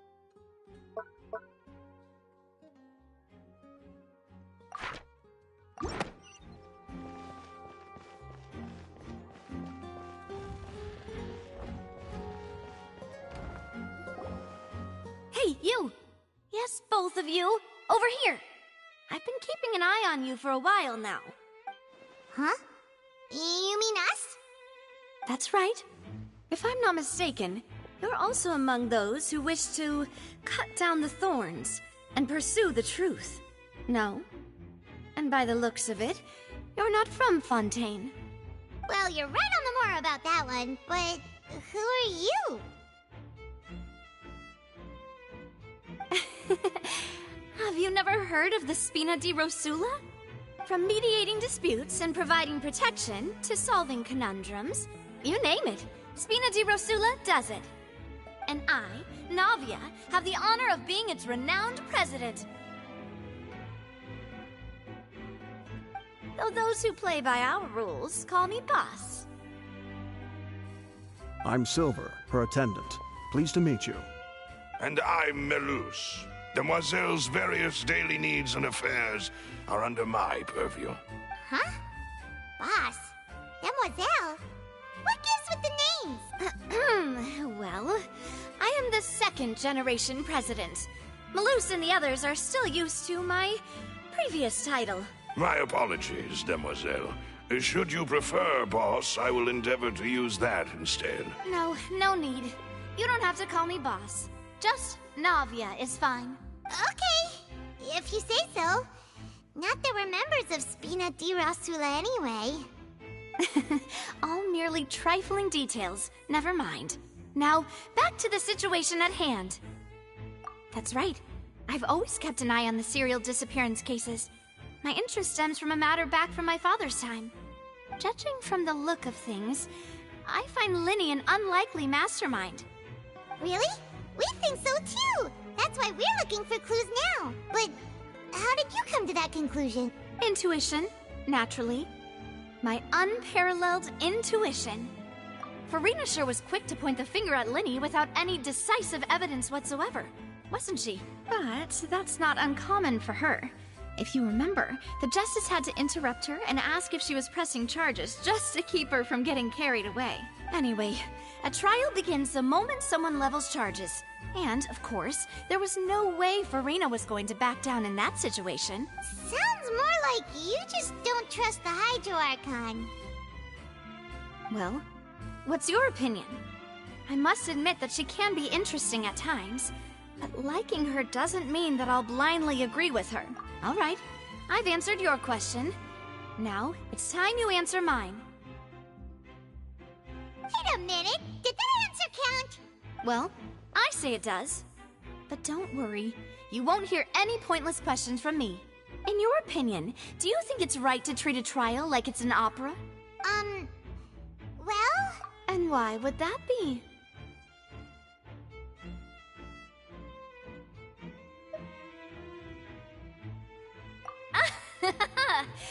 See, Silver and Melus? I told you they'd be different. Most astute of you, Demoiselle. I, too, think that the Traveler's response was most excellent. No matter how wonderful the script or how fervent the audience's expectations may be, the trials that go on stage here must be based. And if that can be done, boss, then... All right, that's quite enough, Melus. Anyway, I like your answer. You pass with flying colors. Now, I need to make some preparations, following which our joint investigation shall commence. You two shall be my assistants. Wait! Since when did we become assistants? Oh, well, I can be the assistant. Sure. Or your companion, if you like. I'm really not that fussy. That's more like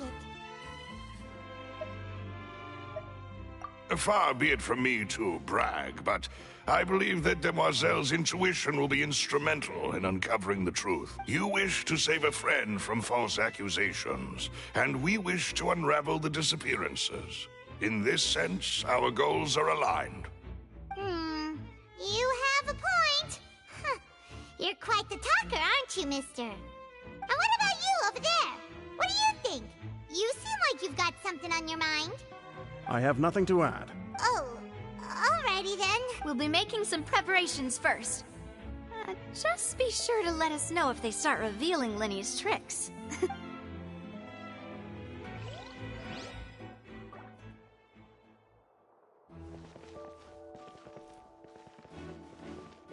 Whoever the murderer...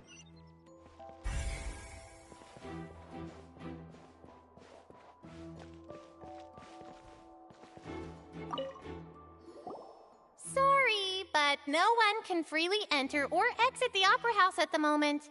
If you wish to leave, you must register your identity with us first. No, we're not leaving. We're representing Linny and Lynette as attorneys, so we're investigating the case. Were you always guarding this entrance? Yes.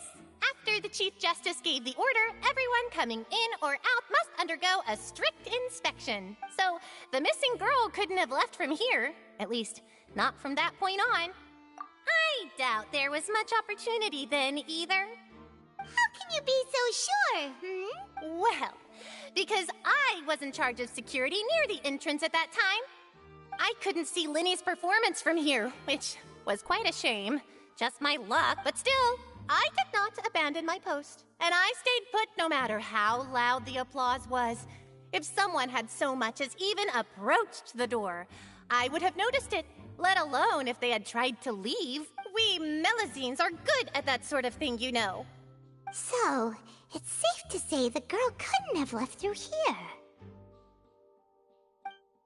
Alright, thank you for your help. This'll be useful info.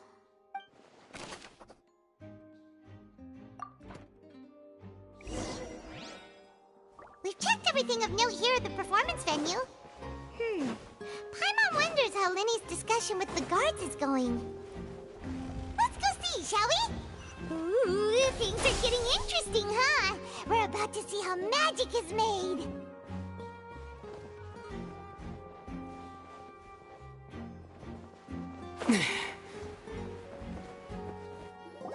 Understood.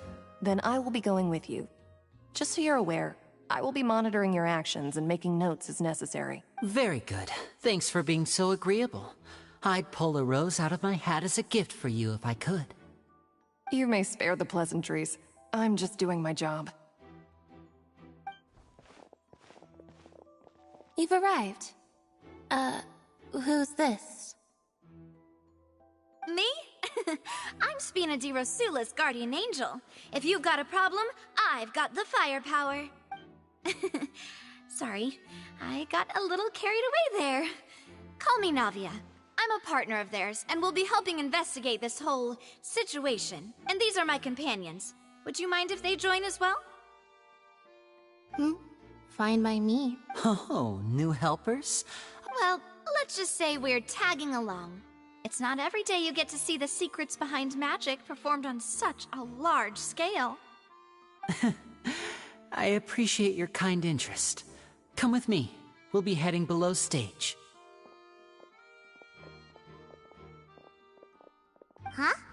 Below stage? Yes, a world of secrets is hidden beneath this magic box. But before I reveal everything, you should have a look first. Notice anything strange here?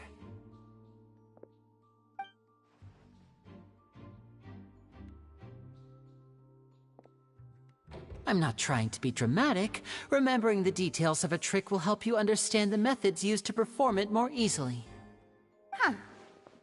Weren't there balloons and other decorations here? Where did all that go? Ah, good eye. That said, you're still far from discovering the answer. The back? You mean the inside of the door? What's different about it? Paimon didn't notice anything. Very good indeed. I thought you might not be able to catch that, given that you were sitting in the first row. The back of this door was patterned. Those patterns are now gone, replaced by a smooth wooden board. So, if you put 2 and 2 together, what do you get? Exactly. All right, let's go. I'll tell you how it works as we head down. Oh, so there was a passageway under the magic box! I knew you'd figure out most of it as soon as you saw this place. The 2 magic boxes are positioned right above the 2 entrances of the tunnel. See this flatbed trolley? The box with the lucky audience member in it would be shuttled over to the other side using the trolley. This trolley can raise and lower and even rotate, ensuring that the box will face in the right direction. I see. So that's the purpose of the box inside another box. Precisely. The inner box would descend after the audience member was put inside and be moved along the trolley, all while the outer box would remain on stage as if nothing had ever changed. So that's how you did it! Once the box was lowered, the trolley would store some energy through this device here, with which it would complete the rest of the steps. The audience member would only be able to feel some slight movements in the dark, and by the time she walked out, she would already be back on stage. Right! You were talking that whole time, and you even came out for a moment near the end! Ah, yes. A phonograph operated by Lynette was used to achieve that effect. My assistant and I had already scripted our conversation beforehand. When the countdown began, I had already gone to the opposite box via a tunnel using that ladder. And what about Lynette? Where was she? I was in the mezzanine space in the back of the box. Oh, interesting! That's how we were able to coordinate Linny's lines with the assistant. And, by the way, I was the one who walked out of the box at the end. I mean, we are twins. All it takes is a change of clothes and no one can tell who's who. And that's my favorite part of this trick. Only Lynette and I can perform it. So that's how it all worked! Wow! Every detail you revealed was more amazing than the last! Lynette would briefly walk out of the box and then go back in, jumping into the tunnel and escaping before the box on the trolley could finish ascending. And then I walk out of the other box in the audience area, and the trick would be complete. The operative word here being would. But as you saw, Cal... Really don't know how that happened. If not for that interlude, this would have been an astonishing trick. I probably never would have figured out how you pulled it off. And yet, to think that someone was able to use this magic trick to commit a crime. Could we have a look around? I think we can come up with some more leads. This is the scene of the crime, so Linny and Lynette are not permitted to stay here. I'll escort them back up. Yes, of course. No need to be so strict now. I won't disappear into thin air, you know. Thanks, everyone. We're counting on you.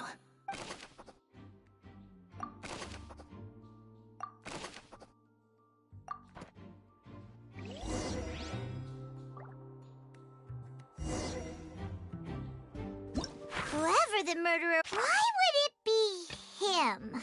God, the performance would not have been visible from where the doors were guarded. Well, there was no chance Paimon could have seen that the box had 2 layers. And that's why only the 2 of them can perform this trick. Digging a tunnel just for a magic trick? Whew, that must have been a lot of work.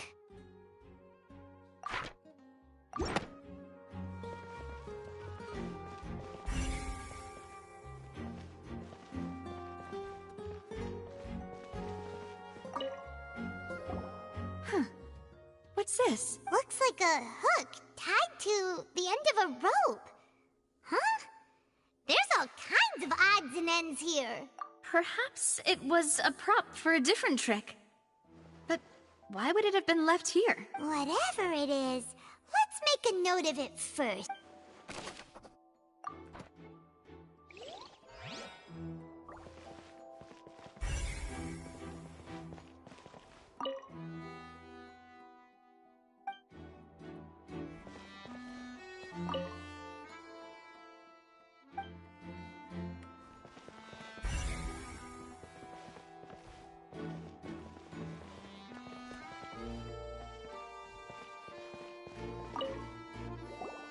The floor is wet. Please be careful not to slip.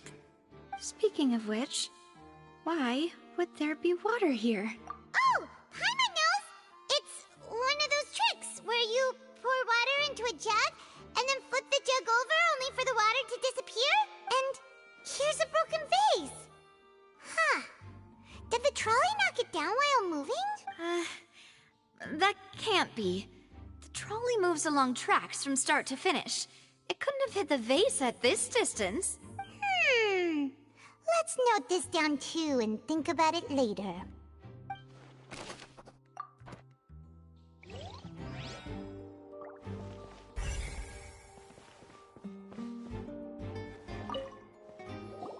Oh, these are the clothes that the lady chosen from the audience was wearing, right? Her clothes are here, but she's nowhere to be found. Right. And do you really need to do that if you're kidnapping them? Ugh, this is so confusing. Paimon doesn't want to be a detective anymore.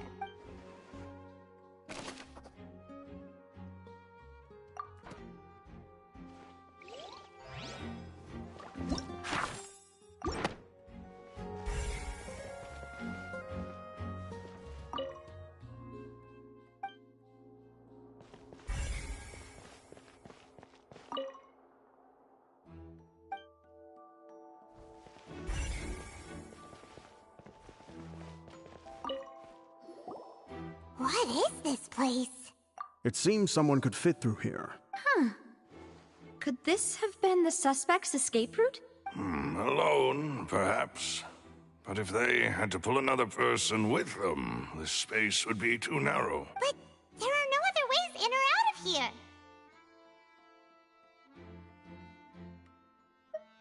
Oh, you're right! Let Paimon write that down.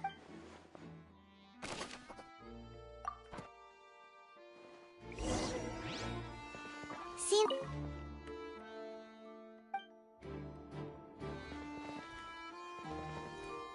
Yes. Let's head back up.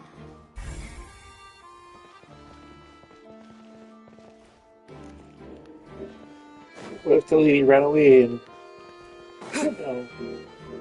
she was abducted, she just left?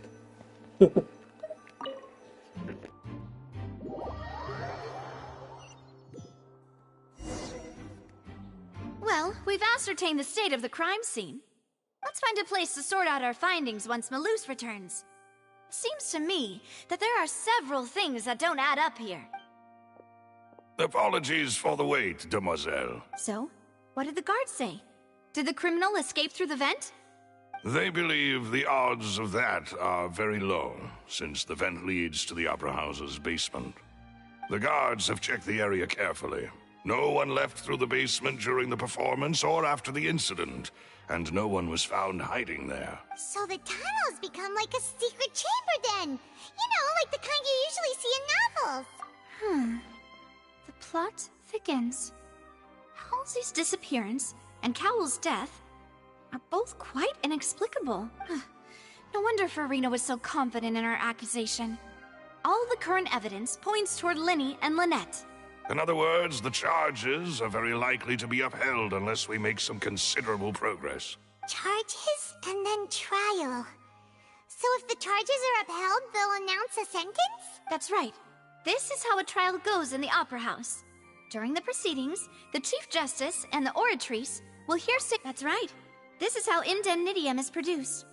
The statements from both sides, the defenses from attorneys, witness testimonies, and even the audience's emotions will all be projected on the Oratrice. To put it simply, it's as if the Oratrice has its own will, and is a judge in its own right. This also precludes any kind of favoritism on the part of the Chief Justice. Not that this has ever happened anyway. Once both sides have finished speaking, the Chief Justice will make his final decision. This, too, will be used by the Oratrice as a reference. Then, finally, the Oratrice will be consulted by officials. The result it returns is the will of justice itself. Huh? So that machine is the one that actually decides? Paimon thought Noirceur called the shots. In practice, there is very little difference. Both have always come to the same judgment. Which is why people have great faith in the Chief Justice. Ah, yes, the guards also asked me to convey that none of us will be allowed to leave this place before the trial. Huh? Why? Because we've chosen to act as the twins' proxies. That makes us persons related to the case. They're concerned that we might be colluding with outside parties, or that we might find outside help to disrupt the case. And even if that were not so, it could prove problematic if we happen to spread key information about the case ahead of time. I'm ready to break out at any time. Whoa! There's no need for that! Paimon thinks they have a point. That said, are they providing food? Of course. I just hope you don't mind the lack of options. I'm afraid that catering to all tastes is not in the cards, nor is any guarantee of balanced nutrition. In that case, let's just sort out our findings together here. Pity. I was hoping to take you to try some of Fontaine's famous desserts, too. I mean, what better way to properly think through our findings than over some tea and sweets? Huh. Breaking out suddenly doesn't seem like such a bad idea after all.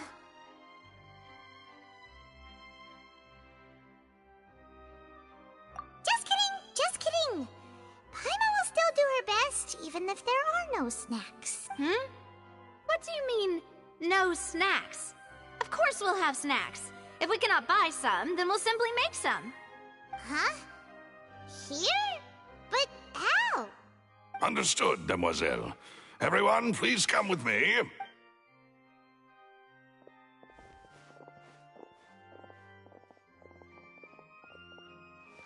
Wait, you're carrying a portable stove with you?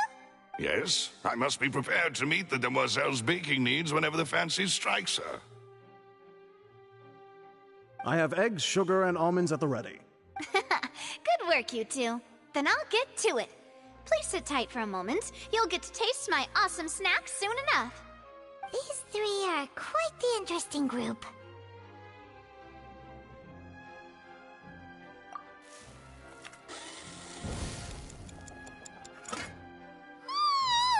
And Paimon thought it smelled good while it was still in the oven! Oh, it's even better now. Paimon can't stop drooling. From the way you had these two guys carrying all that stuff around, Paimon thought you'd have them do more during the baking process.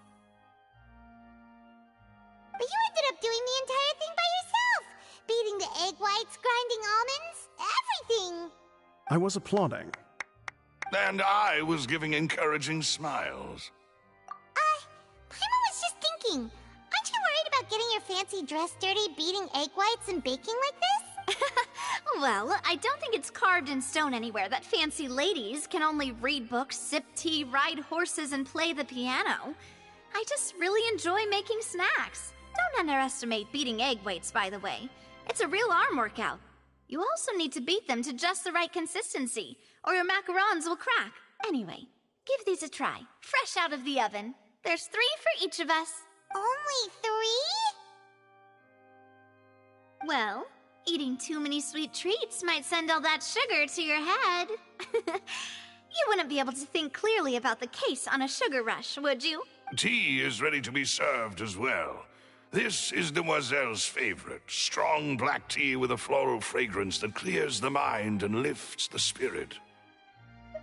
No need for concern. All right then. Down to business. As Paimon mentioned previously, the tunnel seems to be something of a secret chamber. However, we can assume that Linny and Lynette were not alone within it. Some criminal also occupied its sealed confines. The magician twins could have committed the crimes, of course, but they lack any logical motive. Exactly! Why would they do such a thing right when everyone was watching?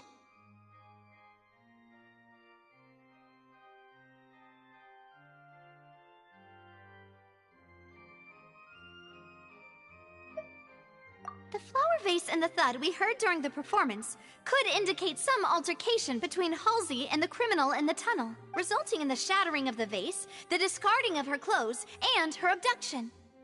Perhaps the criminal thought that since she was chosen from the crowd, she would be too easy to identify if she was still wearing the same clothes. Paimon thinks that makes sense, but the real trouble is... True. None of the clues we found thus far support the existence of this third person. But the only people left to consider are both technically victims, whether it's the missing girl, Halsey, or poor Cowl. Huh. Could Halsey have secretly made modifications to the magic props in order to murder Cowl before making her escape? That's right. And even if she had tampered with the setup, she would need to understand the entire trick to pull it off. Nor does she have any motive. The guard said that she has never had any dealings with the Magic Troop's members. Were we not thorough enough in our search? From the sound of things, this is turning into an impossible case. Your macarons are amazing though, Navia. They smell great! They're nice and crisp and super sweet! They are my specialty after all. And I see you've already had 5 of them. What? 5? Oh, that can't be right. Paimon only counted 3, honest! Please don't worry about it. At my age, a few less sweets might actually be a good thing. No. Being greedy is one thing, but Paimon knows how to count. Besides, Paimon knows that if she ate too many, then others wouldn't have enough. Wait, even you don't believe Paimon? How could you? If Paimon ate those 2 extra macarons, then may they turn into stone in her stomach! All right, we get it. Well, I suppose one of us might have gotten too engrossed in our chat and eaten them by mistake. No big deal. Maloose, set up the stove again if you would. Huh? What are you doing? Making sure everyone gets 3 macarons, of course. Exactly. We don't want to trouble you. As you wish, demoiselle. And I have the egg, sugar, and almonds. Well, this really is your hobby, huh?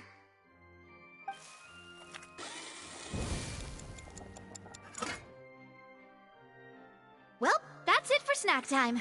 I'm going to have another look around the area. I don't know what we're looking for yet, but we've still got some time. As attorneys, I suggest the 2 of you think the case over again. It would be awkward if you got all tongue-tied on stage during the trial. Alright, thanks for your help, and for the snacks. It was nothing. A small task for the Spina di Rosula. Silver, Maloose, it's time to go. I'll be back if I find anything new.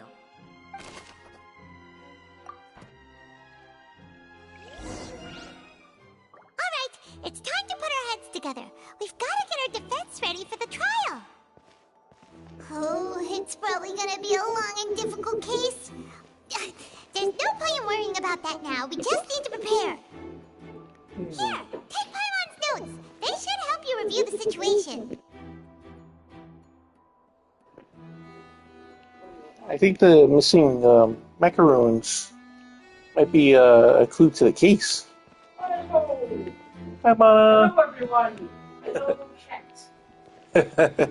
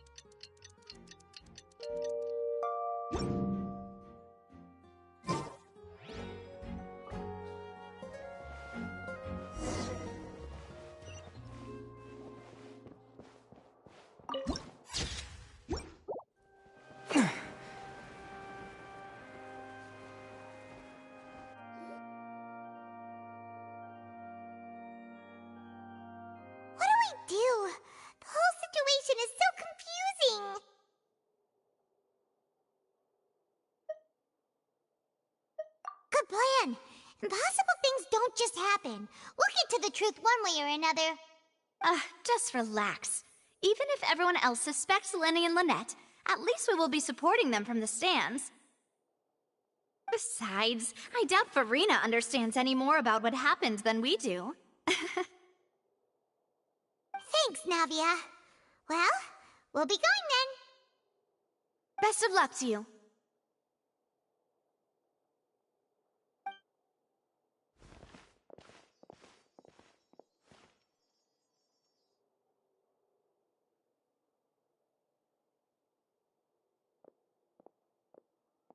Ah, finally, you're back. Well, how did your investigation go? To be honest, you might be disappointed. No. We're already very grateful that you were willing to help. Well now, don't you all look disappointed? Don't tell me that your investigation came up empty-handed. That was to be expected, of course. The guilty can never produce proof of their innocence. But don't let that stop you. I shall be terribly disappointed should you, my most anticipated foe, concede so easily. Since both parties are present, I declare that the trial regarding the magic show incident is now in session. Firstly, in order for the audience to understand the causes and results of the incident, could we please have Mr. Linney explain the trick? Yes, of course. I will explain while Lynette demonstrates on stage.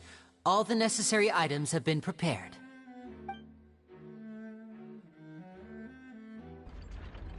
Thank you, Mr. Linney.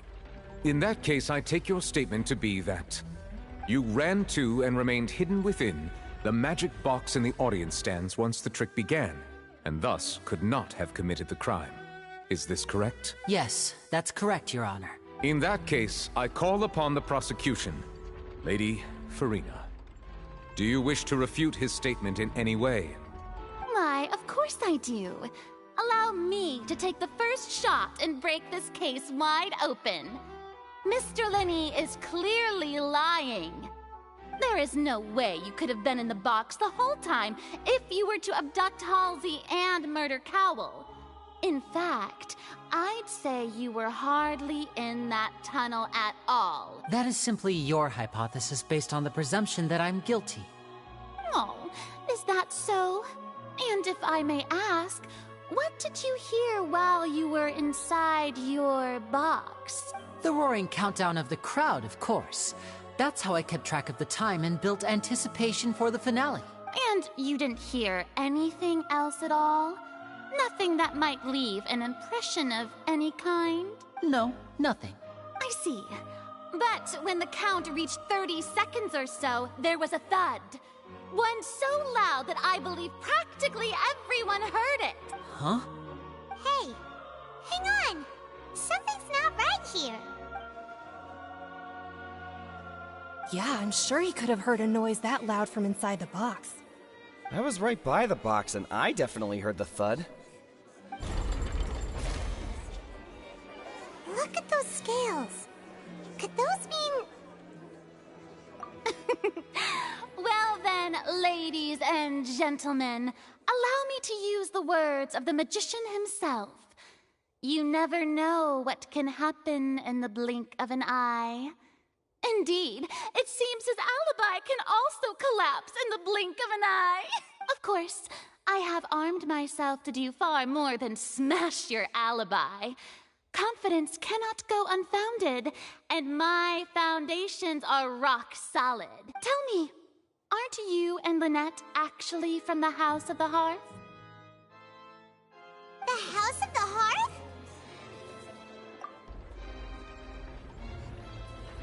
No wonder they did something like this. So the serial disappearances were the Fatui's doing. Now it all makes sense. I've got a feeling that what happened on stage probably wasn't just an accident. That's irrelevant. Our identities have nothing to do with what happened. Indeed. Then perhaps you could tell us everything that happened during that 1 minute. Your first priority is to prove yourself innocent after all. I'm sure there is little that needs to be kept secret now. Unless your script already has holes in it. The Outlander is speechless. My, oh my, don't they look flabbergasted? Now comes the infighting and discord, I suppose. This was almost too easy. Good thing I made all those preparations. Seems the all-nighter I pulled last night is really paying off. Hey, Linny! Why didn't you tell us this before? Order! Order! Mr. Linney, allow me to re-establish the facts. Lady Farina has raised 2 points. First, when the thud was heard in the Opera House, you were neither in the box nor the tunnel. Second, you and Ms. Lynette are both members of the House of the Hearth. Are these claims true?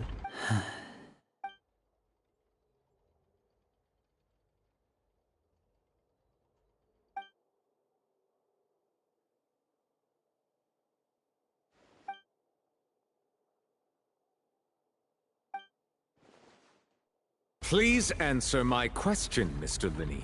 I'm sorry. Yes, they're true, Your Honor. I knew it!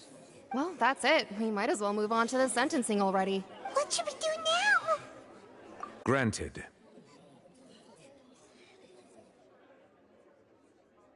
In that case, what is your request? Is that really necessary? They're already as good as guilty. The defendant deceived their own attorneys. What is there left to discuss? Order! Order, I say! Your request is reasonable, and we shall adjourn. This trial will reconvene in 1 hour. So you would stick to Mr. Linney's defense even after knowing what you do now? You certainly have more professionalism than I thought. In that case, my dear audience, let's allow the joy of victory to steep for a little while longer.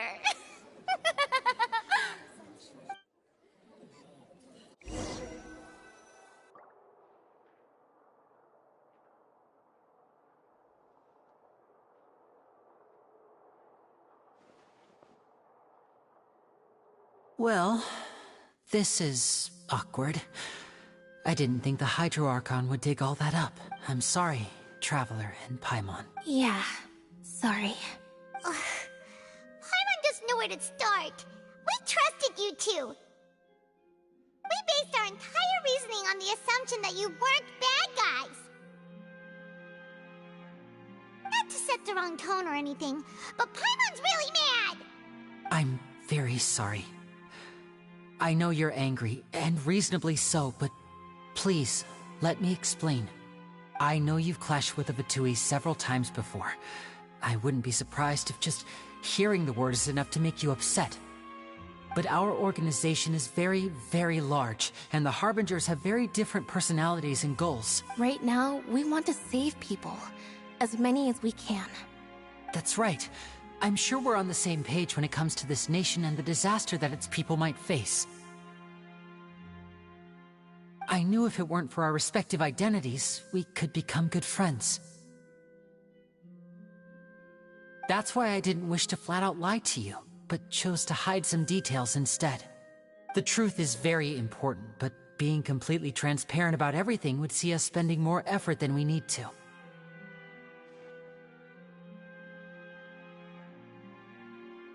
Right. So, you be the judge.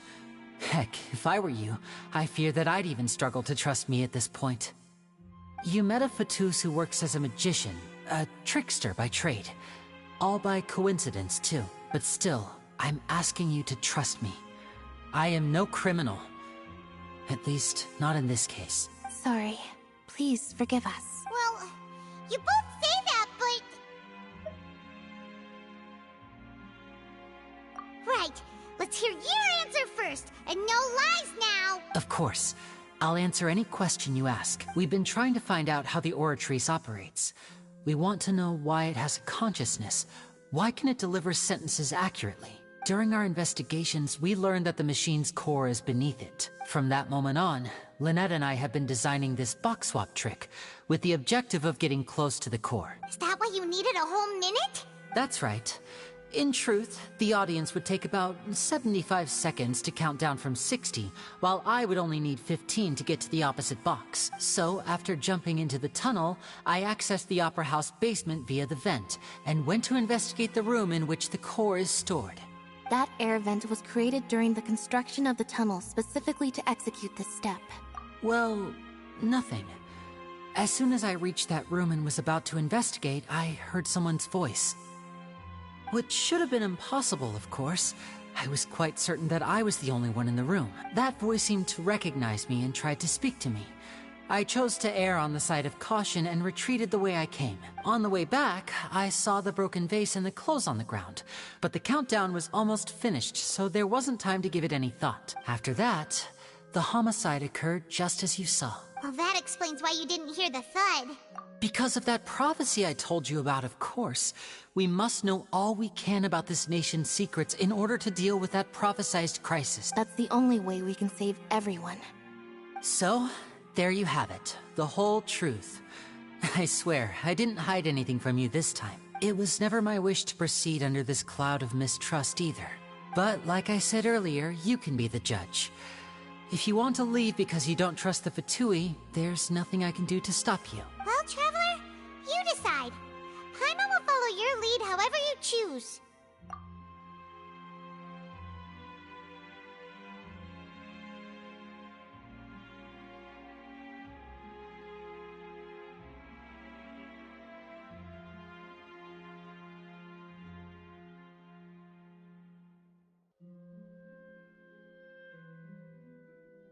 Okay, thank you. Thanks for giving us a chance. The current problem is that the scales are tipped pretty badly against you two. If we want to refute the Hydro Archon's accusations, we're gonna need a seriously watertight defense. Huh?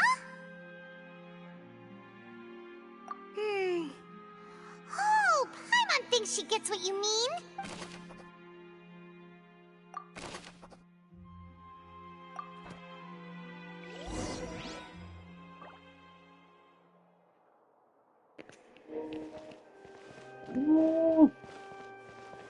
I really like this story so far. I'm wondering if the voice that Linny heard, I'm wondering if it has anything to do with the voice that the Traveler heard when he first came here from the fountain. Ooh, it's so exciting.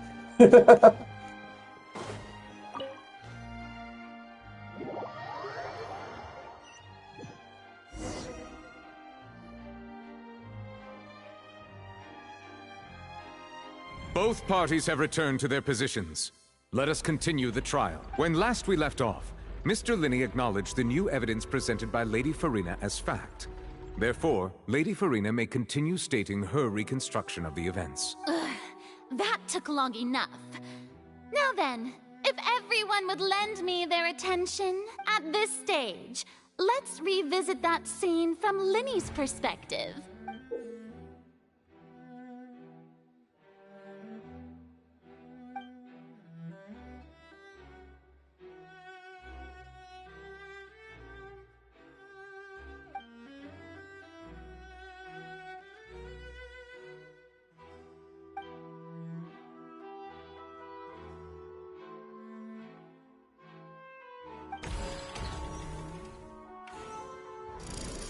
Countdown began, he entered the tunnel. When the flatbed trolley passed, he opened the box and got into an altercation with Halsey, which caused the loud thud. He did not realize that this sound could be heard by everyone in the opera house, which is why he claimed earlier that he could not hear the sound. Finally, he used the vase to knock her out, before making her change clothes to prevent others from recognizing her. At this time, Cowell arrived in the tunnel, having heard that strange noise, and caught Linny red-handed. So Linny proceeded to knock him out too before stuffing him into that box. Afterward, Linny passed the unconscious Halsey to his accomplice through the magic box in the audience stands, before operating the devices such that Cowell's death would be ruled an accident. And there you have it. That's the truth. behind what happened. Does the defendant's side have any objections to Lady Farina's description of the events? The key to refuting Lady Farina is the order of events, what Linny experienced, and what he saw.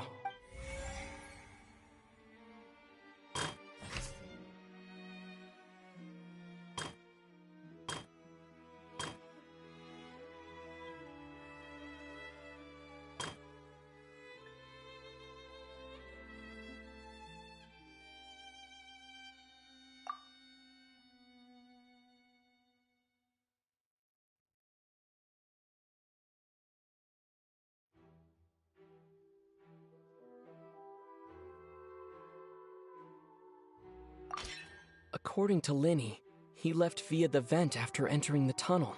He couldn't have had that altercation with Halsey.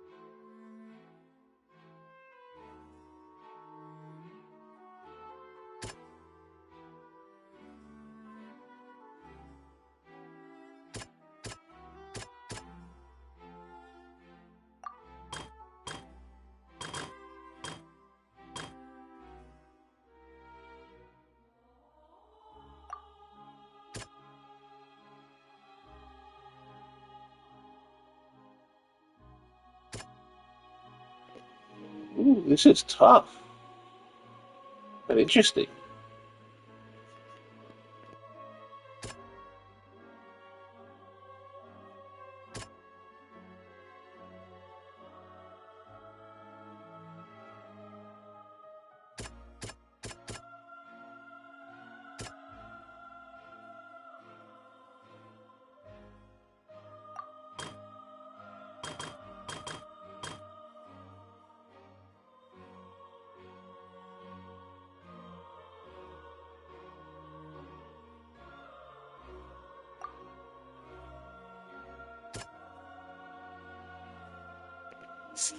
Oh yeah, I played lots of other games.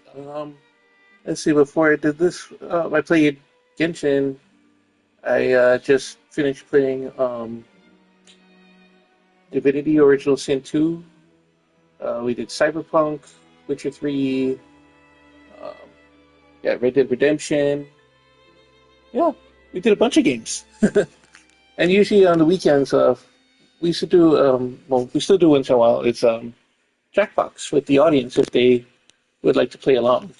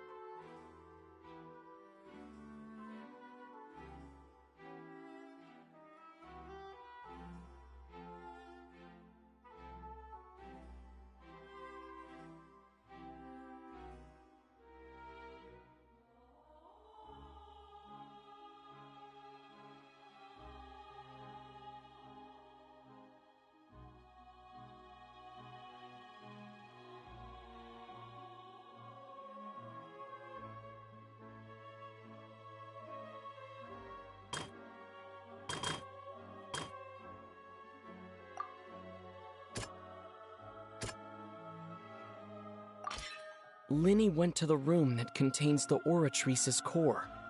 This is the actual truth.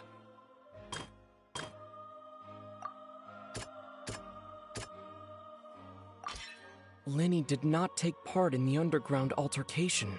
He only witnessed traces of the aftermath. Attention! Ace Detective Paimon has something to say! When the countdown started, Lenny did indeed go into the tunnel. But he immediately used a vent to access the Opera House basement, which is where the underground core of the Oratrice is stored. Once he reached that area, he heard a voice in what should have been an empty room. Since he felt something was amiss, he returned immediately. The crime scene had already developed by the time he reached the tunnel again, and in order to complete the magic trick, he did not remain there for any length of time. Finally, he reached the surface, and that was when the accident happened from his point of view. Therefore, he's innocent!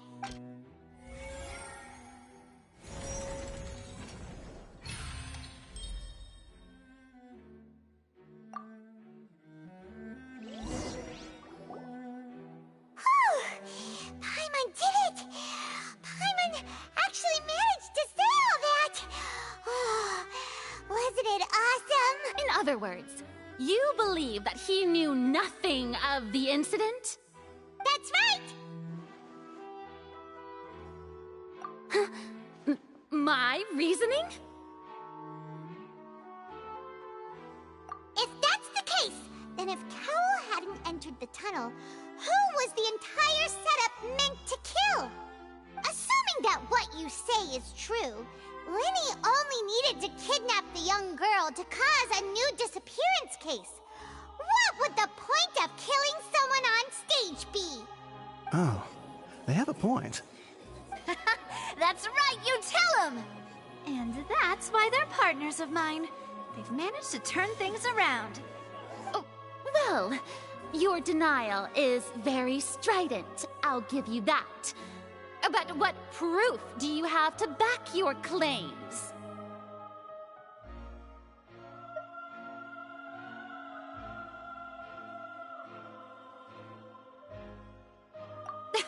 Of course I do. If he had been in the magic box the whole time, how could he have not heard that sound? Why do you ask?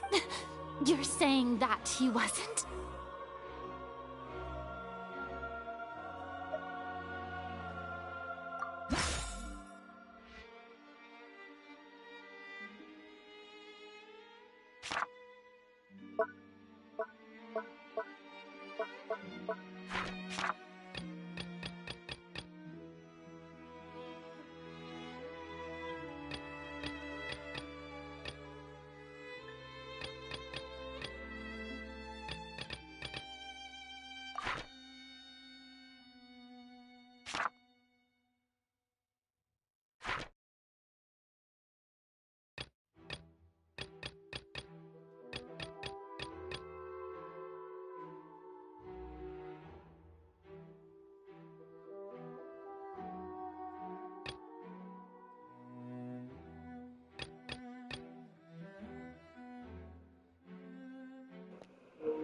Which is the evidence that Lenny wasn't in the tunnel at the time the crime took place.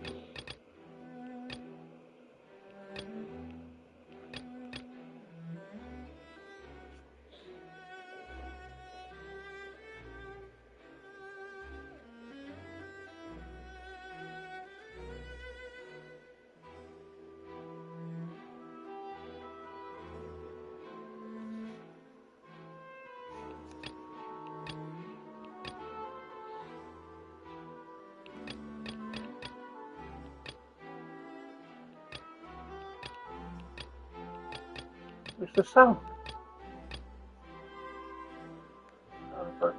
Strange sound there. That's right! Lenny wasn't in the box or in the tunnel. That's why he didn't hear anything strange during the performance. This means that when the crime happened, Lenny had already entered the basement via the vent. The same clue you used to disprove his alibi has now become the best proof! How do you like that? Well played. To think you'd use such logic.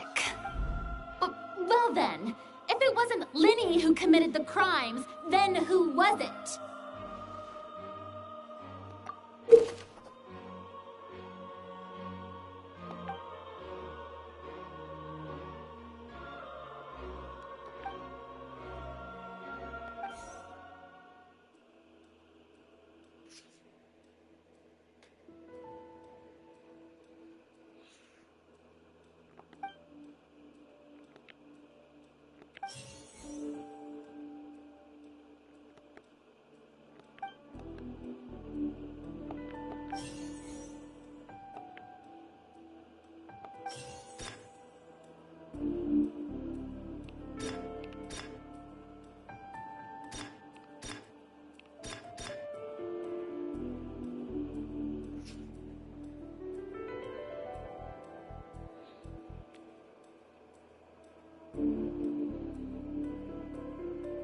The deceased's name is Cowell, Linny's assistant.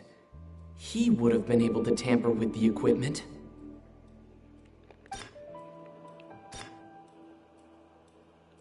Halsey is the missing person and an ordinary audience member. Or did she have her own scheme all along?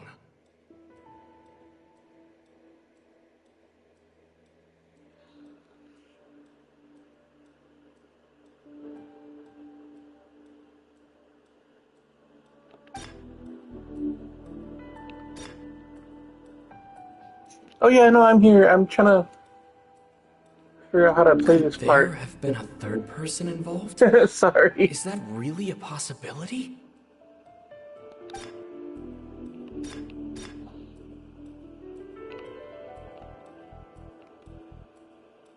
The deceased's name is Cap.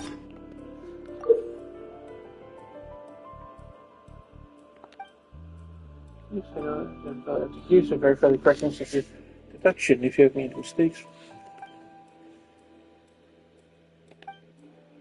Okay, so how do I... Oh, I have to select the clue.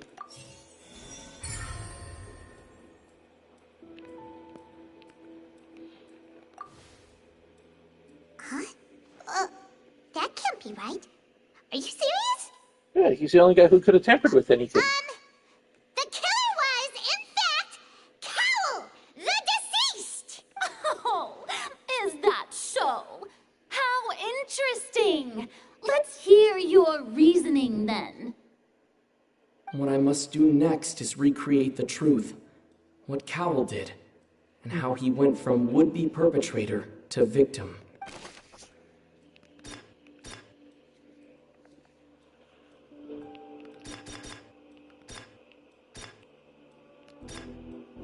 Linny was not in the tunnel at that moment, which gave our criminal ample time.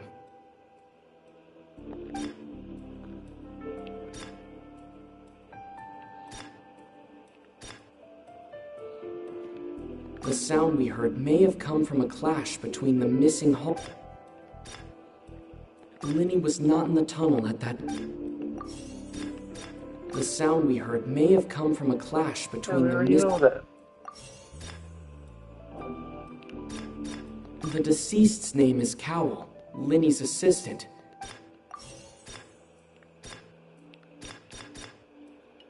It would have been tough for both people to fit into that vent. The sound we heard may have come from a... No one entered or left the opera house through its entrances. So where would the criminal have wanted to take Halsey?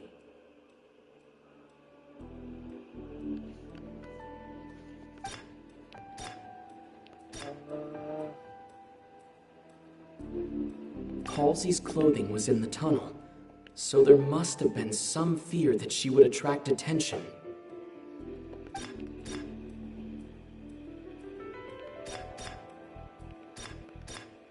It would have been tough for both people.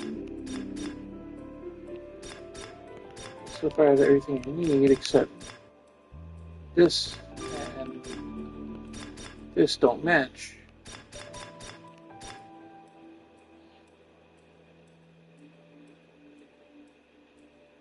I don't know why it's not letting me choose a broken vase. Because he didn't hear it. That was the sound.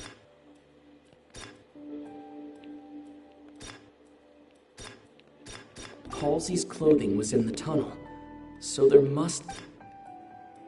Oh, that's weird.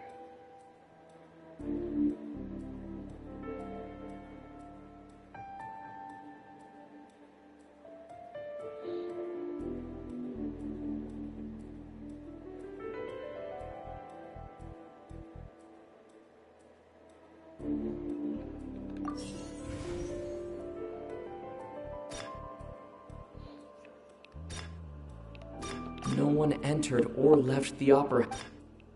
It would have been tough for both... No one entered or... It would have been tough for both people. Yeah, those are all wrong.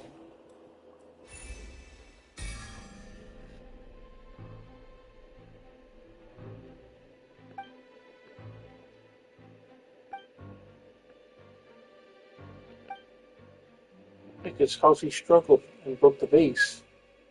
But where she went, we don't know.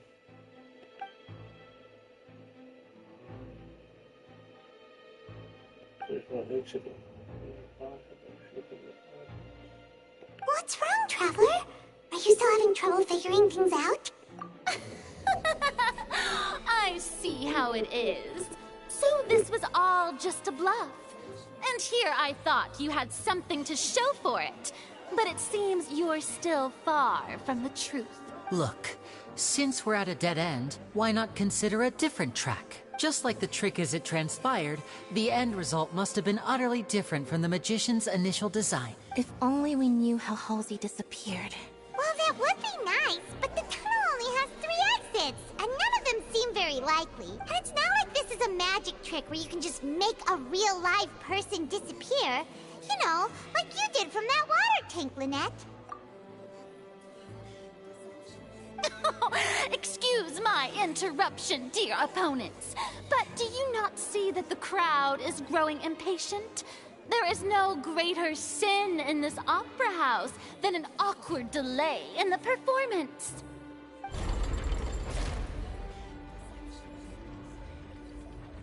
If the defense is unable to make further effective arguments, we will move on to the next stage of the trial.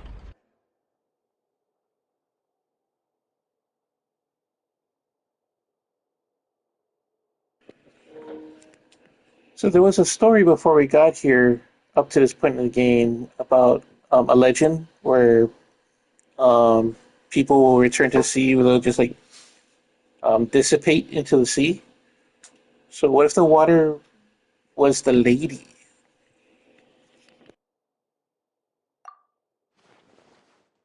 Linny was not in the tunnel at that moment, which gave our criminal ample time. The sound we heard may have come from a clash between the missing Halsey and the criminal. The deceased's name is Cowell, Linny's assistant. He would have been able to tamper with the equipment. The vase was not broken by chance. It was used to cover important evidence. And that's the evidence I was looking for earlier.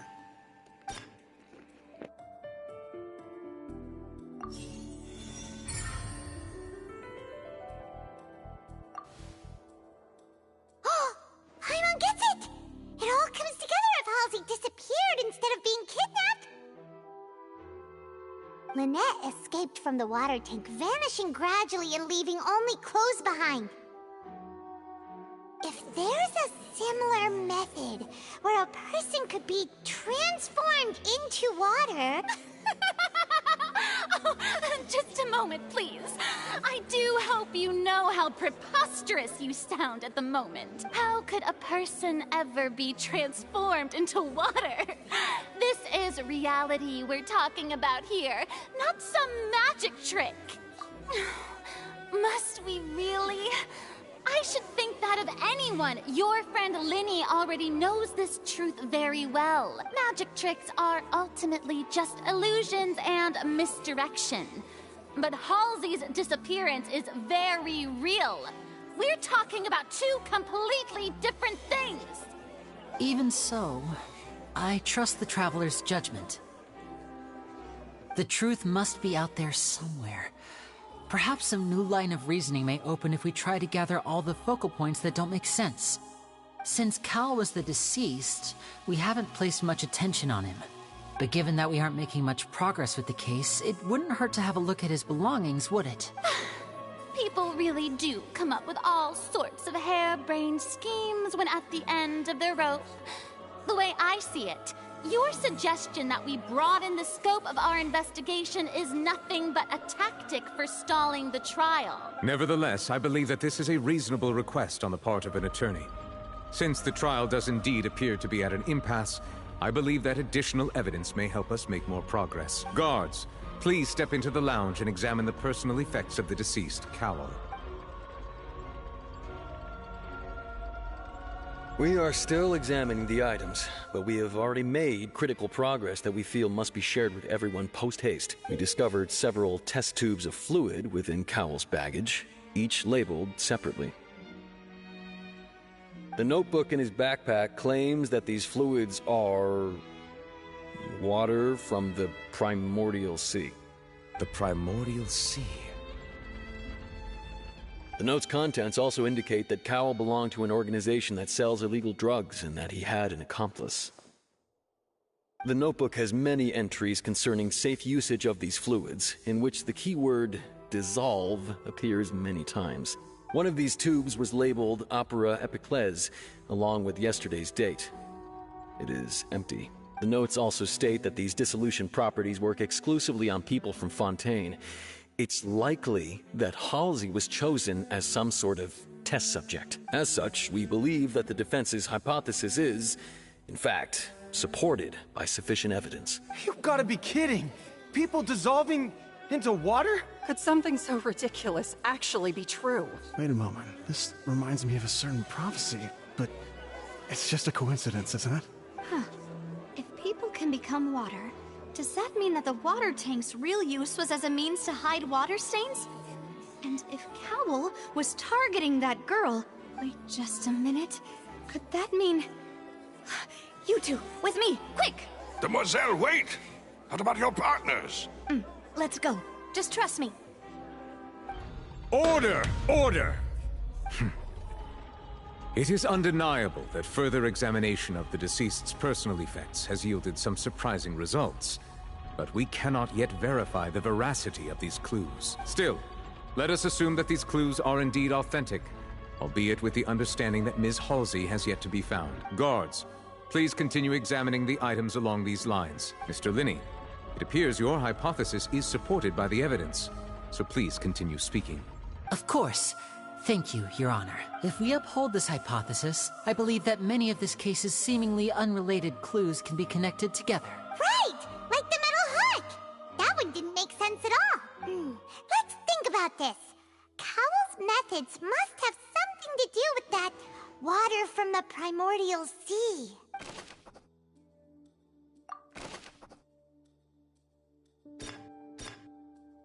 The deceased's name is Cowell.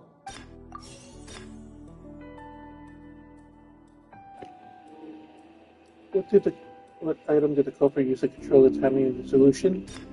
Now it seems like the hook rope was not meant for another magic trick, but was instead some form of triggering mechanism. The water from the primordial sea should already have been prepped before Halsey entered the magic box.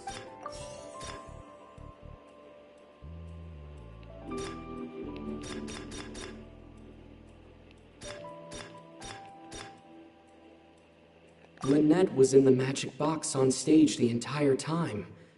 Did she have something to do with this? I remember there was something else within the inner layer of that box.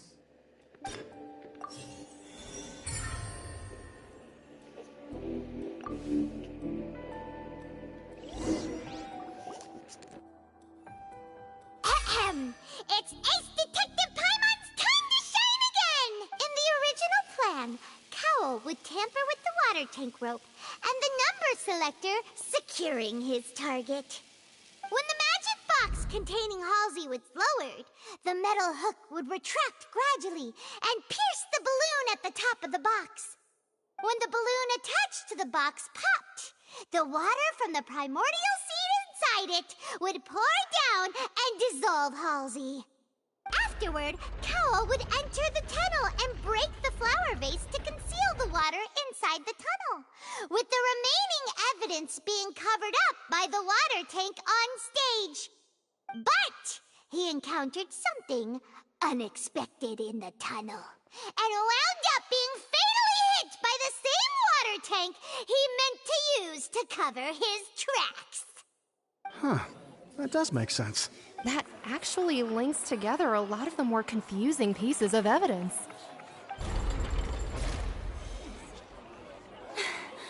Oh dear, what do I do? Even I think they sound convincing now. Have I falsely accused an innocent person? What a humiliation. Now, it seems like the only point of contention remaining is the exact circumstances that led to Cal's death. His notes mentioned he had an accomplice who could be related to the situation. On that note, the guards have just contacted me indicating that they uncovered new evidence. I shall now invite him on stage to share it with us. Thank you, Your Honor. We were just inspecting the luggage of the other people involved in this case. And we found an identical sample of the water from the primordial sea among Linny's personal effects. What? That can't be. Oh, I see. Well, how wonderfully comedic to have your own counterattack only to come back and wound you. Does this not clear all doubt? My dear citizens, my loyal audience, allow me to present my reasoning and bring this performance to a swift close. Linny did not need to take part in the dissolution of the young woman at all. Indeed, he did leave the scene via the vent. Having made modifications to the props beforehand, his accomplice Cowl then caused Halsey to vanish using the water from the primordial sea. But upon his return, in cruel avarice, Linny desired sole credit and prepared to do away with his partner in crime. Ultimately, he knocked Cowl out, and the tool meant to cover the crime up also became a murder weapon. Now, as much as I regret having come to such a viciously straightforward conclusion, it does seem that the famed Fatui is quite the cold-blooded and ruthless organization. Am I right, Mr. Linny? We've used up all the evidence we collected. There's no way for us to make a rebuttal here. Is this the end of the road? Oh no. Paimon can't think of anything either. It doesn't look like there's any way around this. Seems using the water as new evidence was too good a move. Why did this have to happen now? I think we've all seen enough now. And we have ample witnesses to my flawless reasoning. I believe this is indeed the finale. Now then, my good, noble Chief Justice, should we not, in your view, move... Excuse me, everyone, but I must interject. Miss, I must ask you not to shout, and to respect the ongoing legal proceedings. Oh, come on. Don't be hasty.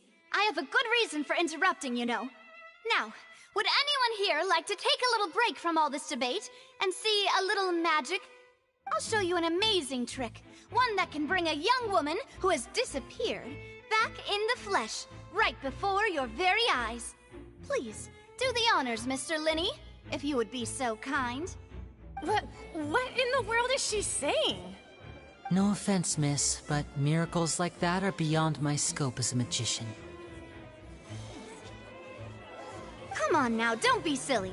Magic is all about misdirection, isn't it? It often conceals the truth while presenting a fascinating illusion.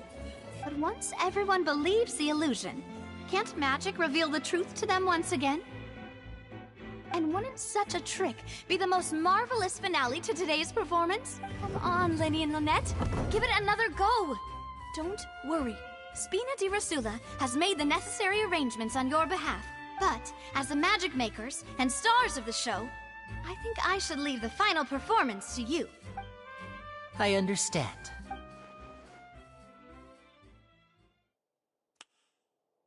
And voila.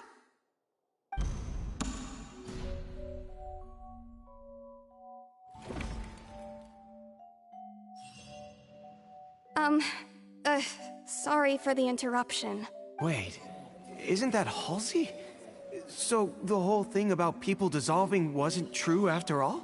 To be clear, I'm only here because this person told me that if I testified, the merit of doing so would lessen my sentence. I was hiding outside this room listening to the proceedings because I was afraid that I would be the one put on trial. I was just feeling happy that no one had noticed me, and then before I knew it, she caught me. That'll teach you to underestimate us three. Where should I begin? I'm sorry. I'm the one who killed Cowl. I admit it. What? Why? Firstly, my name isn't Halsey. It's Lillian, and I'm originally from Mondstadt. I heard that Linny's show was gonna be a real thriller, but I missed the chance to buy a ticket, so I stole one. That's how I make a living. I steal stuff here and there. And I'd never been caught before. But I was noticed at the harbor a few days ago, and I barely got away. Lenny was the one who caught me in the act. Hey, no wonder you look familiar. So you were the thief. Liddy even mentioned that you were pretty skilled. Well, and I thought that would have been the end of it, but then the number selector chose me. He even mentioned the Fortress of Meripede. That's a prison, isn't it? So you can imagine how shocked I was. I thought he was on to me for sure. So I played along with the show while looking for an opening to flee, but then I got water poured on me for no reason, and then someone jumped into the tunnel to nab me. I wasn't going to take that lying down, so I knocked him out and stuffed him into the box. There was nowhere to run from there, though, so I had to change my clothes and hide in a box containing performance costumes. I slipped out after the first guard arrived at the scene and continued hiding inside the opera house. Can a person even hide in there? But I swear, I didn't know that the water tank would fall down. Really, I swear it. Had I known that, I wouldn't have put him in the magic box. I may be a thief, but I'm no killer. Well, that makes everything pretty clear now, doesn't it? This time, we need to tell the entire story from Lily-Ann's perspective.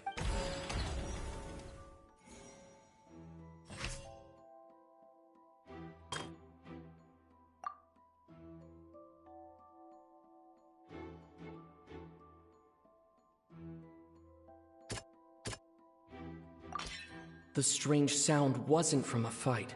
It was Lily-Ann's attempt to break out when she was frightened.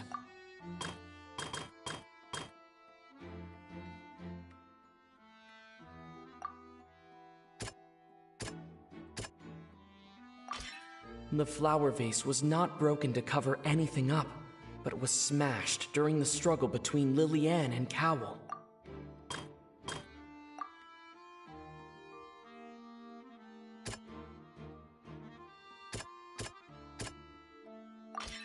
Lily-Ann was afraid that she would be recognized if she left, so she changed clothes and hid, biding her time. Just what one might expect of an experienced thief. And it's Ace Detective Paimon time! Having been selected out of the blue, Lily-Ann panicked.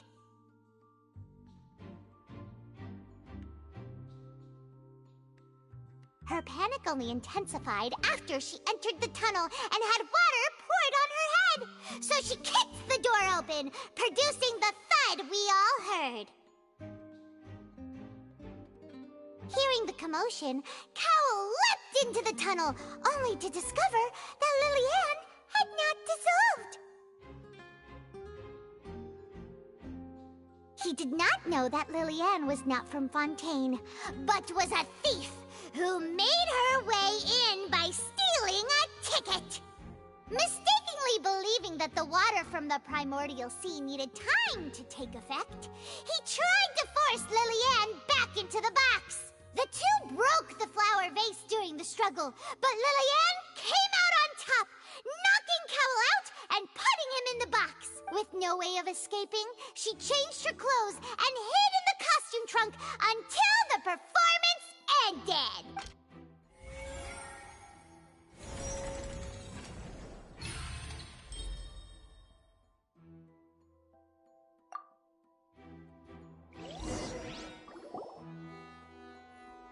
She knew that she would have to go through guard inspection if she tried to leave afterward. So, she has been trapped in the Opera House these last 2 days. She had already become desperately hungry by the time we were chatting over macarons. So, she swiped 2 of them right under our noses. Talk about a sneaky thief. At this point, all the events that happened in the tunnel have now come to light. Ah, so that's the whole story. Bravo! Bravo! Now then, Lady Farina, do you wish to speak against the defense's statements? Please answer the question, Lady Farina. Also, if I may add, the trial has not yet ended. As such, I request that the prosecution not leave the room before the proceedings have concluded. What? Are you reading my mind now? No, I have no further arguments. I admit defeat. But really, could you at least have left me with some dignity? Wow, look at that! She's like a deflated balloon now. If there are no objections, then as the Chief Justice of Fontaine, I shall once again repeat the full sequence of events. The actual perpetrator of the serial disappearances, Cowell, selected his next victim from the audience reservation list. With some modifications to the selector, he could ensure that the pre-selected young woman would be chosen. To cover up any evidence while committing the deed, Cowell thought of allowing the water tank to fall, which would conceal the water left behind after the young woman was dissolved. He also tampered with the rope suspending the water tank, using the fireworks at the end of the performance to cause the tank to drop and hide the watermarks. He poured the water from the primordial sea into a balloon during the preparation of the magic box and stuck it to the box's lid. Finally, he passed the prepared hook on a rope through the gap in the magic box's door when bringing the young woman to said box. When the magic trick officially began, the box containing the woman was lowered into the tunnel, tightening the hook rope and bursting the balloon containing the water. If all had gone to plan, the young woman would be dissolved at this time. However, Lillian was not from Fontaine, and thus fled the box with a loud noise. Realizing that there was trouble, Cowell entered the tunnel and met Lillian. Thinking that the waters had not yet taken effect, he decided to proceed. However, his opponent was more capable than he thought, and he was overcome, knocked unconscious, and placed into the magic box, and thus became his own final victim. Lillian, according to her own statements, then changed clothes and hid until the performance ended, before hiding in other parts of the opera house. As for Linny, he was in the underground structures within the opera house, and was thus ignorant of these happenings. From this reconstruction of events, we can conclude that Linny, the accused, is in fact innocent. While there is much in Linny and Lillian's conduct that should still be investigated separately, this case, at least, can be handed over to the Oratrice to make the final decision.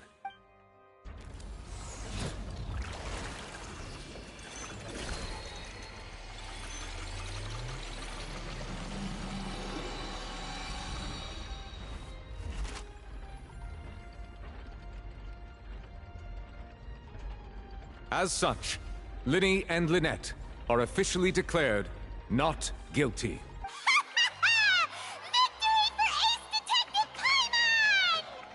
Great work, partners.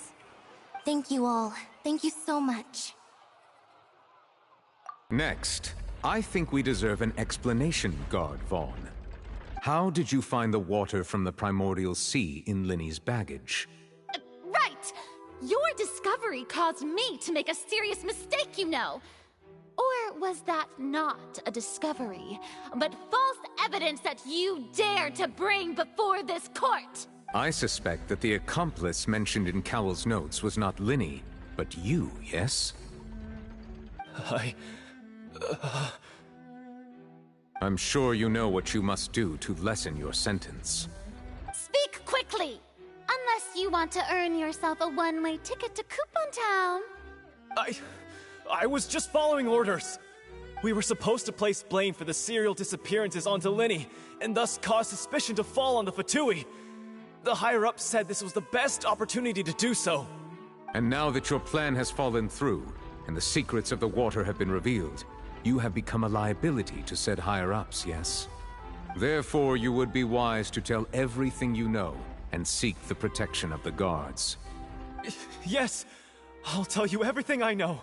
Our boss discovered that the water can cause people to dissolve. It can also be made into a potion, which when extremely diluted, can cause people to experience unforgettable exhilaration. We've been in this business for a while now, and have made decent more off it. The disappearances were also the boss's idea. I mean, this is the boss we're talking about. The...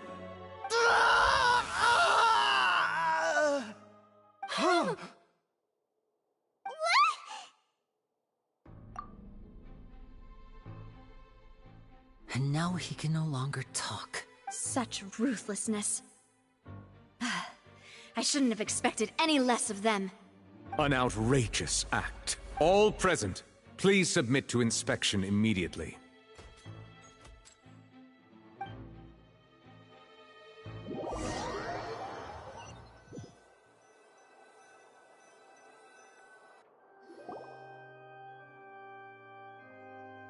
So, we're just going back now?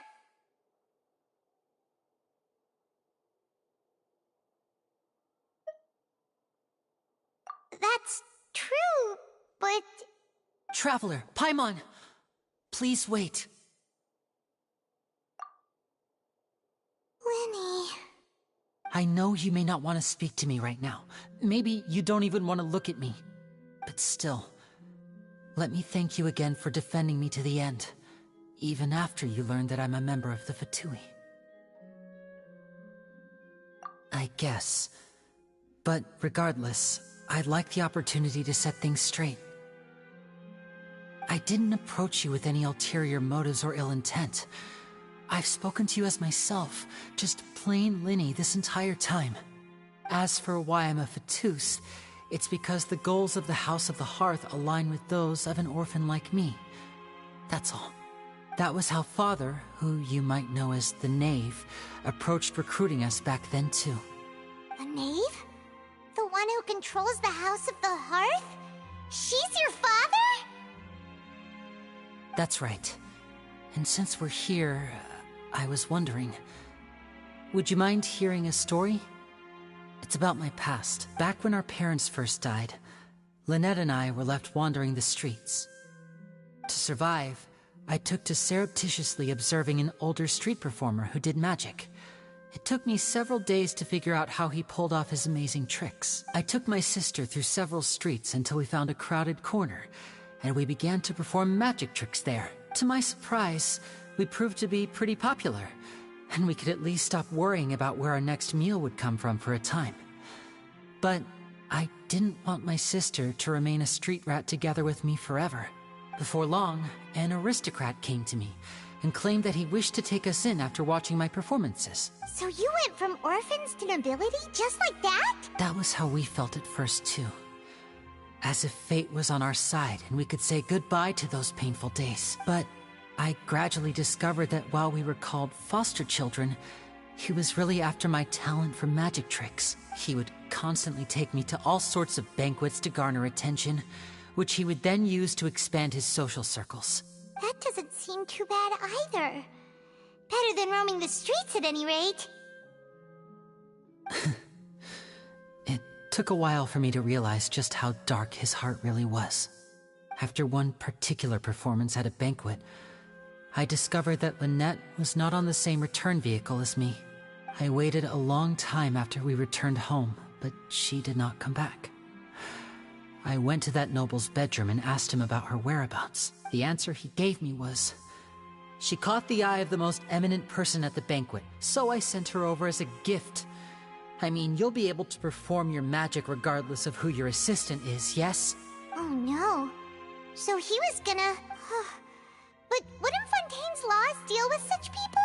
As far as outsiders are concerned, this is a relationship akin to adoption or foster care, and they have their ways of escaping the eye of the law. I managed to ferret out the location of the mansion of that so-called eminent person, and hurried through the night.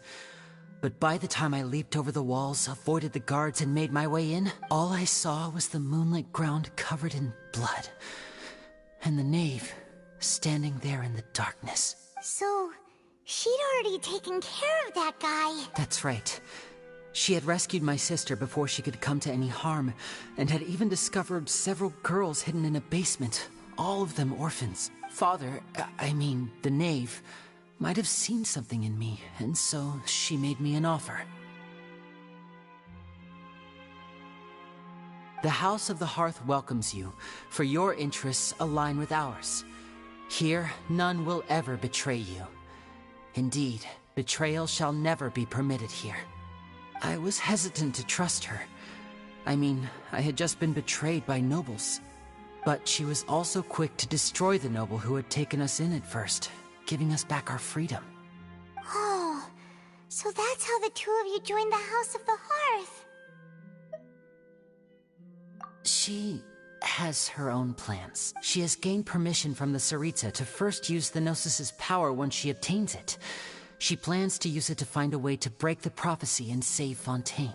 So, she believes in that prophecy too? That's right. The whole House of the Hearth is currently working to combat that crisis. Today's case has also proven that people from Fontaine can indeed dissolve into some sort of water, thus further supporting the prophecy. Everyone at Hotel Bouffe d'été, including the knave, has their roots in Fontaine. And we will always defend our homeland. To us orphans, the only connection we have left to this world, apart from our family, is our homeland. So, from small deeds like distributing magic pockets to huge schemes like stealing a Gnosis, everything is aimed at dealing with that prophecy. It's all right. I understand. The only thing I can do is relate all this to you. I just hope you can understand that even as a member of the House, I have never stopped making my own decisions, and that I believe what I'm doing is right. If you should need anything at all in the future, feel free to find me. I will do my best to help you, as plain Linny. Bye, Linny!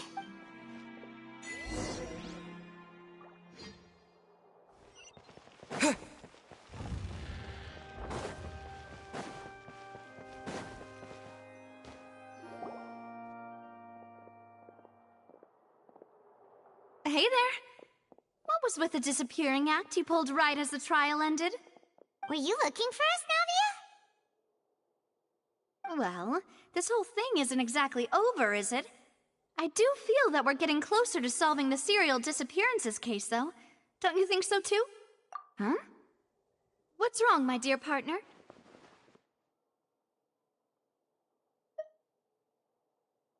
Besides, are you sure we're the ones who can crack a case that's been cold for decades now? And given that there's new evidence from the trial, there should be a trail of breadcrumbs for the Hydro Archon's people to follow now, right? Ah. I see. Well, I won't lie. I'm a little shocked to hear that from you. But I suppose you are just travelers who have only arrived in Fontaine after all. Sorry. I might have been too presumptuous. Don't say that, Navia. Ah, and we were having so much fun investigating with you, too. It was like having new waters flowing into a stagnant mire, causing new hope to spring forth, and the reflection in the murk to become clearer. Sorry about that. I'm a bit prone to nostalgia. Don't mind me. Wait, shall we have a farewell meal? You know, to commemorate our time as partners? Huh? Do we really need to get that formal? Well, guess you really did treat us as partners, huh? Well, I'd just like to have a proper ending to every important memory. That way there are no regrets later. Anyway, it would just be a meal, so it shouldn't take up too much of your time. You don't have to twist Paimon's arm. If Boss Navi is treating, count Paimon in! Oh, wonderful. In that case, why don't we return to the court of Fontaine and head to the Hotel de Boer? I believe we'll make it just in time for dinner. All right then, let's have our farewell meal.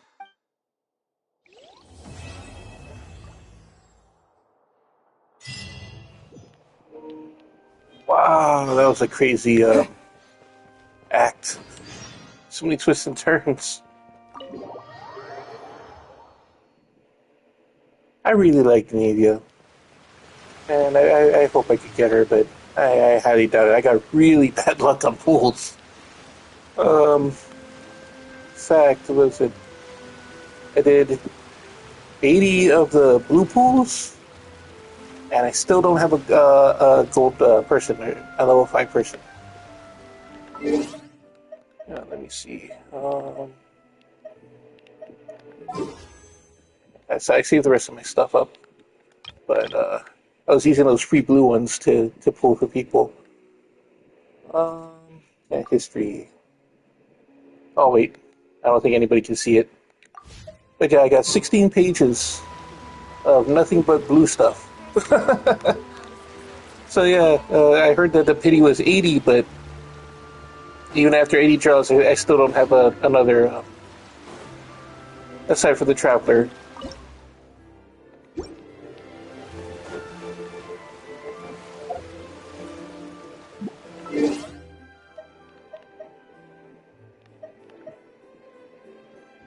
It's a party setup.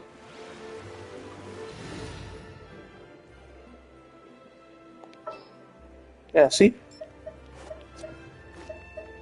After all that stuff, yeah, I've only got the 1 gold. It's the only 5-star I have.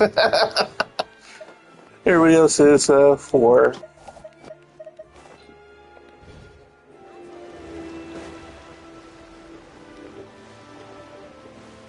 So yeah, I'm gonna...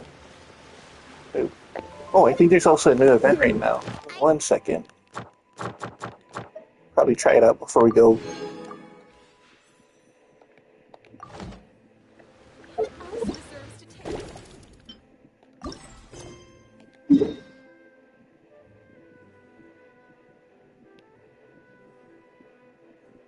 Huh.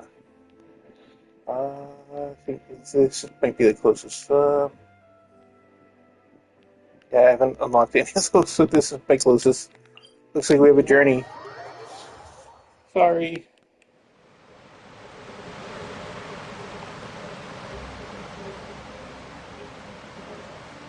Can I not ride this boat?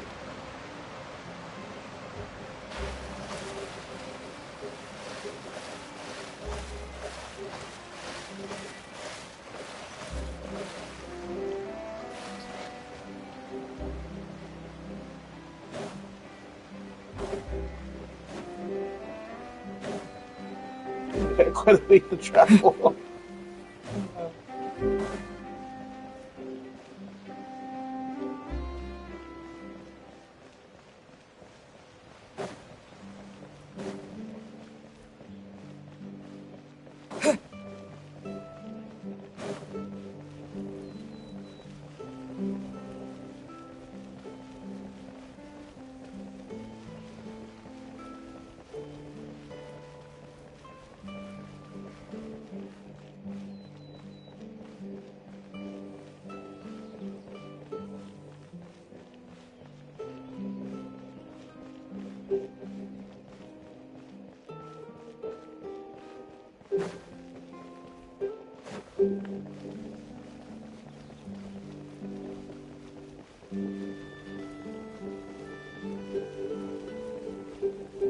Looks like we're about halfway there.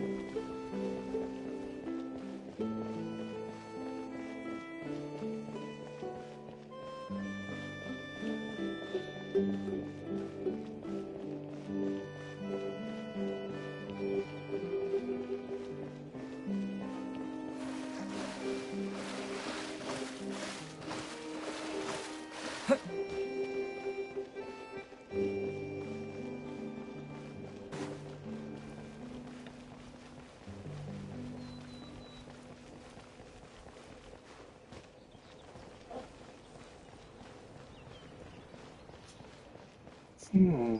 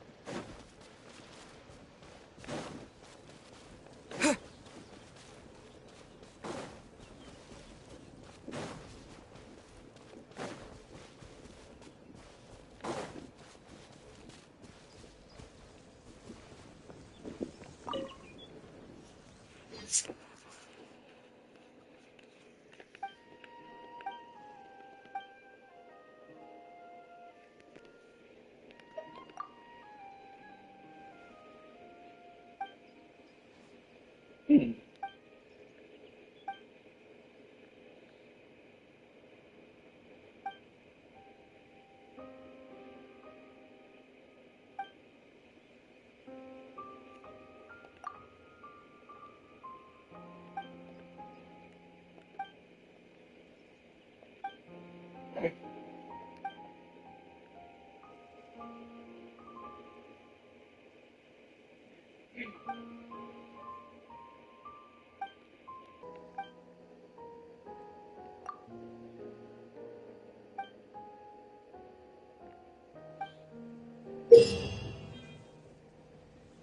Fix the ferocious firefighting must control 5 different types of shot to defeat multiple monster waves. Prevent them from crossing your defensive line.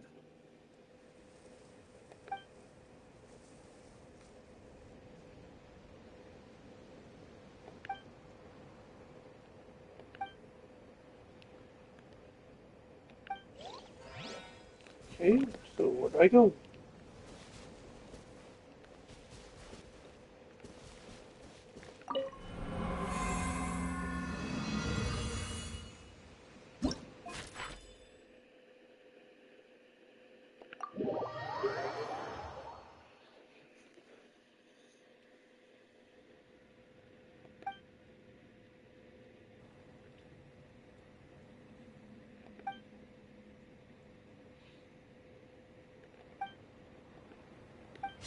Okay, so how do I switch the bullets?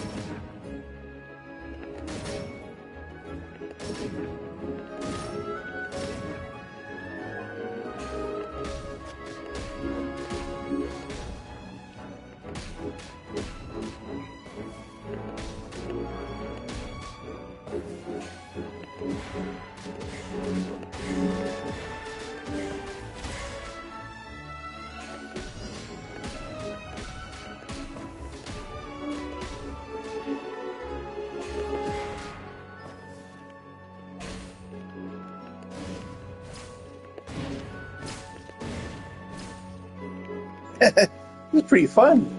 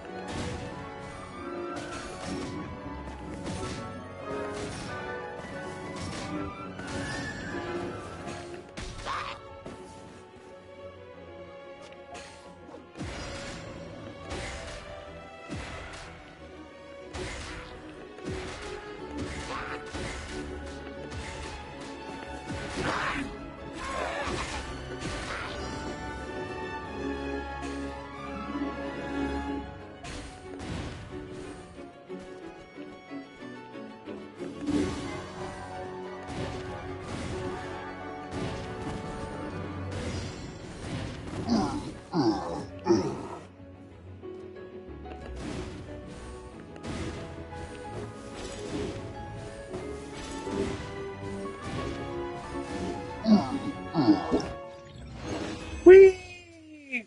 That was fun.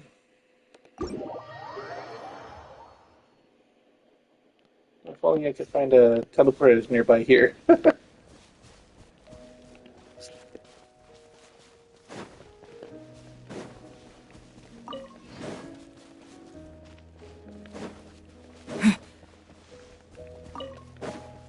No, it's not too far away.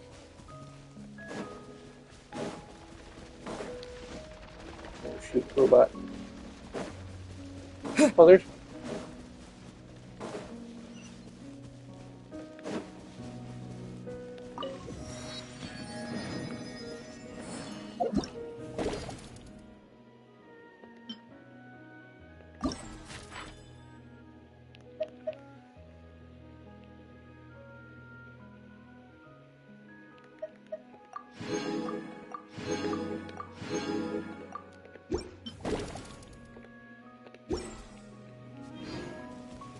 Nice, we got some extra premium gems and stuff.